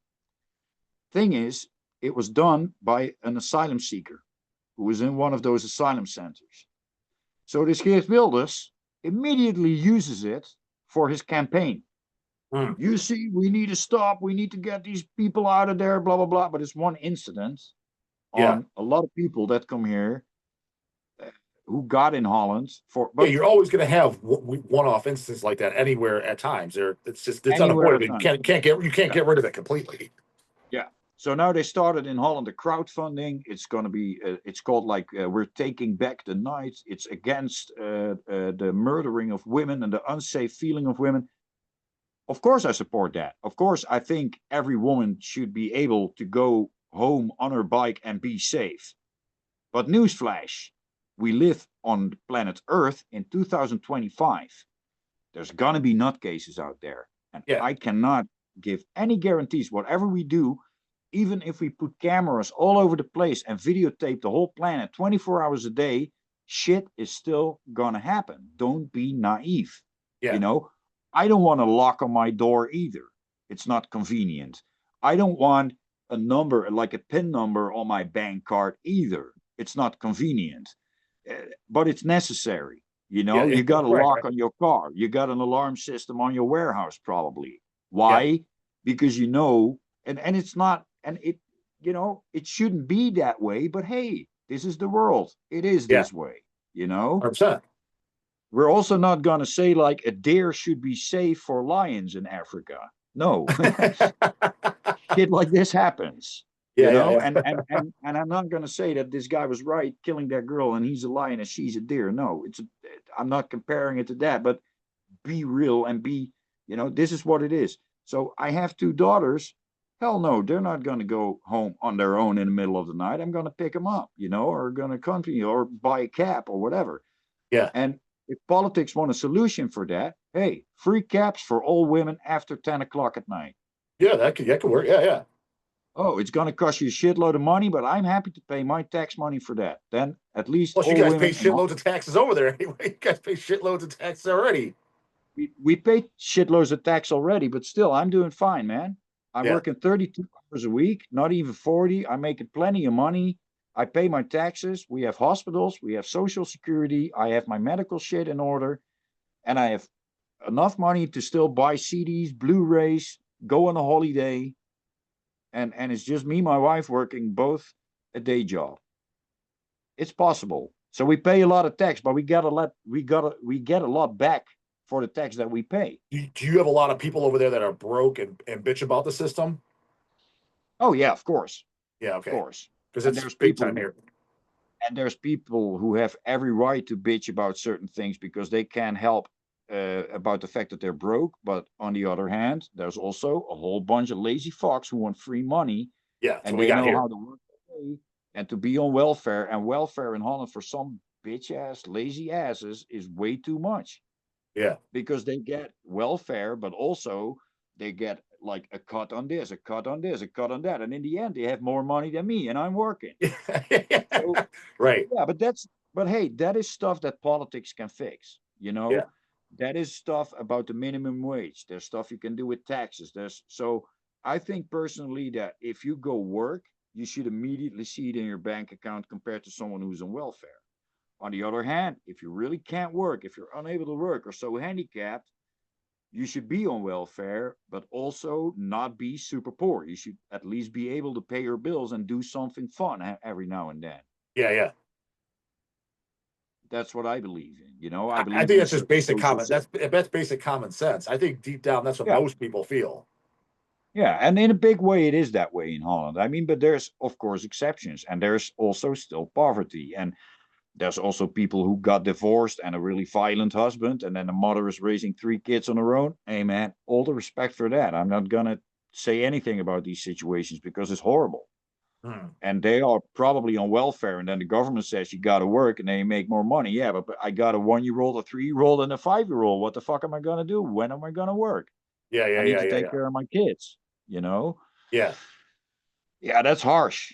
And I wish these people the most, you know, but yeah. And we actually, we have a system that takes care of that, but there's situations where even some people get really in a harsh position, you know, but the tax money should be for them and not for the people taking advantage of it or lying the way around it, because I actually know a few over here in Boxtel Oh. who do that. Oh yeah, Yeah. everyone knows in Holland. Yeah. And that's also a problem with some of the asylum seekers. I mean, there's 165,000 people from Syria over right now in Holland, and what they say is they fled for the regime of Assad. But hey, Assad is gone, so go home. No, they stay here, and 2/3 of them don't work and are on welfare. That costs a shitload of money. Yeah, yeah. So if you don't take care of that problem, people are going to bitch about it, and people are going to be like, hey, how the fuck does he get everything for free and he gets a house? I'm on a waiting list for like 10 fucking years before I get a house and I get nothing. And these fuckers, they come from Syria, they come from this and that, they get it all, they get free money. Where's my cut? The people, that's how people get unhappy. Yeah, yeah. But if they would have tackled that problem in a better way, you know, people wouldn't bitch about it, because life in Holland is not bad. It's still one of the best countries in the world to live in. You know, we should all be happy that we're born here and not in fucking Gambia or Nigeria or in China, where you can't even, what we're doing now, freedom of speech, you can't do this in Russia. You can't do this in China. You can do this in a lot of countries, you know. We can do Yeah. this. Yeah. Well, maybe not for the Antifa, whatever cancel police that is there nowadays. Yeah, I think But has that shit kind of wore down though? Because I haven't heard them talking as much as opposed to like, let's say 5 years ago. It was like, fuck me. It seemed like it was everywhere, but it seemed like it's everyone is calmed down. canceled, so their job is done. Yeah, yeah, true. No more shows, bro. People in the comments, calm down if they haven't chilled out. Again, when it comes to all this stuff, I'm just out of the loop. Part of it is I'm in my own bubble. Part of it is I don't care. And part of it is also, dude, I'm just so goddamn busy with the shit that I have to get done. Some of which I wish I didn't have to do. That I just, dude, other things in life just pass me by. And again, I told it, and I've said like people that knew me, my younger brother and stuff who you never met, and other people on the inside, they're like, that's why you need to start your own YouTube channel, like, because it's fucking hilarious. They're like, dude, the Yeah. shit you don't know is fucking outlandish. They're like, I was like, yeah, but dude, they're just gonna make fun of me. It's like, nah, it's funny, dude. It's like, because you like people try to pretend to be like how you Yeah. are. He's like, but you're just naturally like that. So when it comes to a lot of stuff, I'm just, yeah, I was like, dude, I don't fucking know. I'm just completely out of the loop. I'm Yeah. not as Well, out of the loop as Seth as Black who. I know who Black Sabbath is, but yeah. when it Well, comes to shit going on in the world, I'm like, oh fuck, I don't know, dude. yeah. Well, I know I follow some stuff because I have a Facebook, so I see some stuff come by here and now and then. And I think it's funny. I mean, you know, the whole Antifa thing, their intentions are good. They don't like fascism. I don't like fascism either. You know, I don't like racism for that matter. I think it's pretty stupid if a skin color means something to you in order to this or that, you know. To me, statistics mean something. You know, if there's like in Holland, a certain group is overrepresented in certain lists, certain negative lists, that says something to me, or my personal experiences with people. But you can never say something about everyone. That's Yeah, that's no, of that's course, yeah, if you ever traveled in your life, if you ever been to another country, it's the same everywhere, man. Every country is the same. There's good people and there's bad people. There's assholes and there's cool guys, you know, and it's funny and you say that. That's everything. you've been to a bunch of different countries, and I've said that, Yeah. dude. There's one of my most hated things that annoys the fuck out of me over here in America is how proud Americans are, and ignorant Americans will walk around and say America is the greatest country in the world. I'm like, let me ask you this: how many foreign countries have you been to? None. Then, with all due respect, man, you're not allowed to make that statement. You're regurgitating what was forced down your throat and what was told you by mommy and daddy and the Yeah. media. You don't know that from personal experience. Now, If you went to 20, 30 different countries and you come back and like America's the greatest country, fair enough. I can respect Yeah, that opinion, but don't be walking around saying that dumbass shit if you've never even been anywhere else. Because even like you confirmed it yourself, because I've been to a few different countries, not to nowhere near as yeah, many as you. Like when I went to France, I'm like, this is the same shit. There's minor differences, the food, the sizes of yeah, the road. I'm like, but yeah, could I live there? Yeah. Would I prefer to live there? No, just because this is what I'm used to. This is what I grew up with.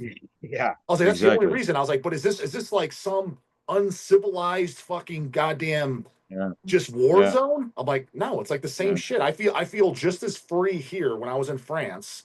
I feel just as free yeah, here as I am in yeah, America. Like, what are you talking about? Land of the free. Like, what are you talking about, man? I was just as free there. Nobody was gunning me down or saying you can't say this or you can't wear that. Nobody said shit. yeah, So it just, yeah. I don't know, that annoys me, but like you kind of just confirmed it. Like it's the same It's everywhere. something. It's a bunch of statements that are so hollow and empty nowadays. Like you say, land of the free, greatest country in the world. If you repeat it enough, you're gonna start believing it. Yeah. Yeah. I start believing your own There's also bullshit. gonna be there's also gonna be the rest of the world who thinks you're fucking stupid, dumb, and arrogant for saying it that much. You know, like USA, America, oh, we're the best, and we're just here laughing our asses off. Like most of you guys can't even point 5 countries on the map because if I ask where's Holland, they're gonna point at fucking China, Sweden, or Brazil. uh, They don't know. I mean, I've been to a bar in the States and they were like, oh, where are you from? The Netherlands? Oh, I've never heard of that. And they say Holland. Oh, Amsterdam. And they, oh, that's in Germany, right? Okay. Not saying that Americans, not saying that Americans, there's a lot of do smart you know what people the there and that, average, but the like you average say, it's the from same everywhere. my experience, you know what the average Americans' excuse is? And I don't want to. I mean, I've known people that say this. I'm not going to say anybody's name because I don't want to make it sound like I'm ragging on them. It's You nobody that know? watches it. It's nobody that watches this channel.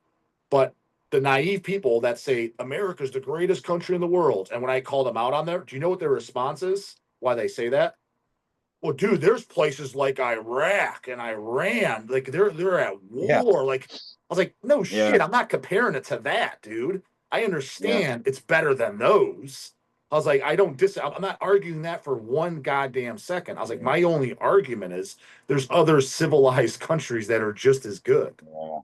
So on the other hand, when someone in America says America is the greatest country in the world, I think that's perfectly fine because if they live there, they feel at home. Of course, it's your home. It should be the greatest country in the world. I live in Holland, and I think Holland is the greatest country in the world because I live here. I'm used here. My Yeah. family lives here. My friends live here. I know everything here, and I think we're doing pretty okay. And of course, there's always going to be a country where when you look to the numbers things are better. And I think if you look to the numbers of the USA, if it goes to from economy or inflation, crime, uh, homeless people, rapes, you're not the best country in the world. Let me tell you that. Far, far from that. But that's not, if But people say it's the big, their defense to that would be like, that's unfair. We have a larger sample size. Holland has like 19 million people. We have 300 million. Of course, we're going to have more of yeah, so everything. percent, but even percentage wise, Percentage, but yeah, yeah, yeah, way up. yeah, Yeah, so let's do it percentage wise. Out of 100 people, how many people die yeah, because of a yeah. gun? Right. Yeah, we got No, maybe a zero point totally 0.4 fair argument. people. I agree. Yeah, we got zero point 0.4 people. You got 25, maybe. I don't know. But there's been, I wonder what I'm going to see when I look up the mass shootings over there, And of course, we got crime, but crime numbers go percentage wise. Some Yeah. people don't get that. Same with inflation. They take actual numbers for percentage. It doesn't really work that way, but anyway. But yeah, but that's what I'm saying. If you're looking at the lists, it might not be the greatest country in the world, but if you live there, of course, it's your right to, This is and what you America know, of is course. And I and always say it America, too. Yeah. and I of wouldn't course want to it live is a great, anywhere else either. Yeah. Because it's what I know. and But in I'm aware. certain ways, yeah, in certain ways, if it comes to the land of opportunities, if I would start a business in the US or start a business in Holland, it's way easier to do it in the US. Yeah. That's for sure. If in the US you want to do something, you just go do it. And that's what they mean with the land of opportunities. Yeah, I can see that. Yeah, yeah. Yeah. And freedom, well, land of the free, not really. You're Right, not right. I agree. really Yeah, free. But who is? Because yeah. we're born, you get a social security number, you got to go to school. Unless if you don't, your parents get arrested. You got to play the game. We all got to play the game. Yeah. There was only one guy who didn't do it. That was Charles Manson, and we all saw how that ended up. Yeah, he was like, "This is your world. I live in my world," and Yeah. people didn't really get that. It was like, huh? You don't play the game? Oh shit! Now we're confused. Yeah. Didn't acknowledge a lot of stuff that we think are normal. Hmm. And that kind of how do you say that? It fascinates me in a way. It's not that I agree with it, but it fascinates me. And it's the same with politics over here. I don't even know who I'm going to vote for the next election. Well, actually, I already know. It's one politician that I know a little, but she's doing a lot for kids, that the kind of kids that I work with. So in that work field, and doing really great job in politics. She's in the chamber as well, and she listens to metal, so that's a good thing. So probably she's going to get my vote. Is she young? Um, Not old, maybe Okay. my age, Okay. maybe Yeah. no, I think a little younger. Okay. Lisa Westerveld, yeah, Yeah. good politician. Not that I agree with the complete thing of her party, but hey, there's not one party that has a program that completely fits what I think. Hmm. Yeah, of That would course. be sick anyway. Thinking about that would be fucking nice if that would happen. But Holland would be a weird country in 10 years from Well, not now. only that, but it's just like with anything, like even you and I, if we were to talk about everything, beliefs and things that we like and just everything, Yeah. we wouldn't agree on everything. Nah, What two people agree on everything, and nor should you. Because it's like life is then you're about not compromise. that's not your individual thoughts and beliefs then. Like if you agree on everything, that's And life is all about making compromises. If you want a society, and society, the word social is in that, live together, you have to make compromises. The same in politics over here. That's why I think it's good that we don't have two parties, because then one party gets all the power. And over here we kind of force, like, the biggest three or four, depending on how many seats they get after the elections, they have to work together, so they have to come up with okay. Yeah. compromises, so you don't have Yeah. like a really single-sided. And that's actually what I think democracy is, that you also look at the minorities, and not just because everyone thinks like democracy means the most votes count, so we do what the majority wants. No, democracy means that you also look to the minorities, and you also pay attention to them, so you find common ground to make good policies. But people seem to forget that. They're like completely on one side or completely on the other side. And I always try to be somewhere in the middle. Like sometimes I will agree with this side, and sometimes I will agree with that side. When Trump said that the European countries should pay more for NATO, he was completely right. Completely. 100%, because we've been paying, America's been paying way more than we have over the last 20 years or so. What, 20 years? Maybe 30, 40 years. So he was completely right with that. But the first time when he was saying that Zelensky was a dictator and that he started the war with Russia, he was talking out of his ass, bro, because that's simply not true. And now he's like, oh, did I say that? Because they reminded him about that. You called Zelensky a dictator. And he was like, did What I does he say say? that? What does he say when they call him? What does he say when they call him Oh, out? he was like, no, I don't believe I said that. No, because that's not true. No, he just denies it. And that's what I think is funny. It's like, first he will say yes today, and then tomorrow it's like, no, I said no. Looking back, and then no, but you said yes. No, Yeah. that's fake news. Dude, It's almost, my fucking favorite is grab him by the pussy. And then when he yeah, gets but not that line, not that line, but when he gets called out for it, and like, why'd you say that? Locker room talk. Or whatever, because I go to the gym and I'm like, he's kind of right. Because in the locker room when you hear guys talking, the two things they're mainly talking about is cars and chicks. So just for him to yeah. say that, I just thought that was a really funny, good comeback. Locker room talk. I don't know, because he's like the president. He's supposed to be a professional guy. I was just fucking rolling when I heard that was his response. Yeah, and I don't know. I mean, Trump is, of course, he's a character, and we're gonna remember that dude years Oh, from now. 1000%. Yeah, Yeah, 1000%. there's gonna be there's gonna be movies about the dude, and not only serious ones. There's gonna be Yeah, comedy movies. There's gonna be action movies. Oh man, you can do whatever. You can do so yeah, much stuff with that guy. yeah. So, We'll say, Seth, I'm but gonna probably yeah, end it towards here because I got the 10% notification my battery, and I want to make sure this okay. goddamn video downloads. I mean, fucking pissed if it don't. And I don't know if my phone needs to be turned on. I mean, assuming that needs to be kind of turned on while it's downloading, so that way I have the video. So, but you know what we could Okay, do, dude, man. is like people put in the comments because this was kind of like an actual podcast. People call my Yeah. channel a podcast. It's like it's really not. It's only like 20 minutes. A podcast is Mhm. generally two or more people just discussing shit for at least an Yeah. hour long. At least what I know is podcasts. If you guys want this, I mean, I don't know. I doubt we could. I doubt we could do it as a weekly thing, lining our schedules up, but maybe as a more often thing. And if you guys Yeah. have topics that you want us to go over, put them in the comments Yeah. box and make. I'm sure Seth will watch this back, and myself, I'll check it, Oh yeah. and we could see. And if Seth can message me like, "Hey man, I saw these people put these in the comments. These topics, these could be good ones. Then maybe we could do other ones. You know what I mean? Like this, because you see how long they could go. Yeah. I mean, we Yeah. went Yeah. out for what, hour and a half, over an hour and a half. It's almost 2 hours, some shit like that. Yeah. I'm fine with that. So if Yeah, people want that, put it in the comments. And oh, and also let me know, how wrong am I with bashing the VIP hug braids? they're definitely gonna let you know you're wrong. You might have lost all credibility with the Black Who.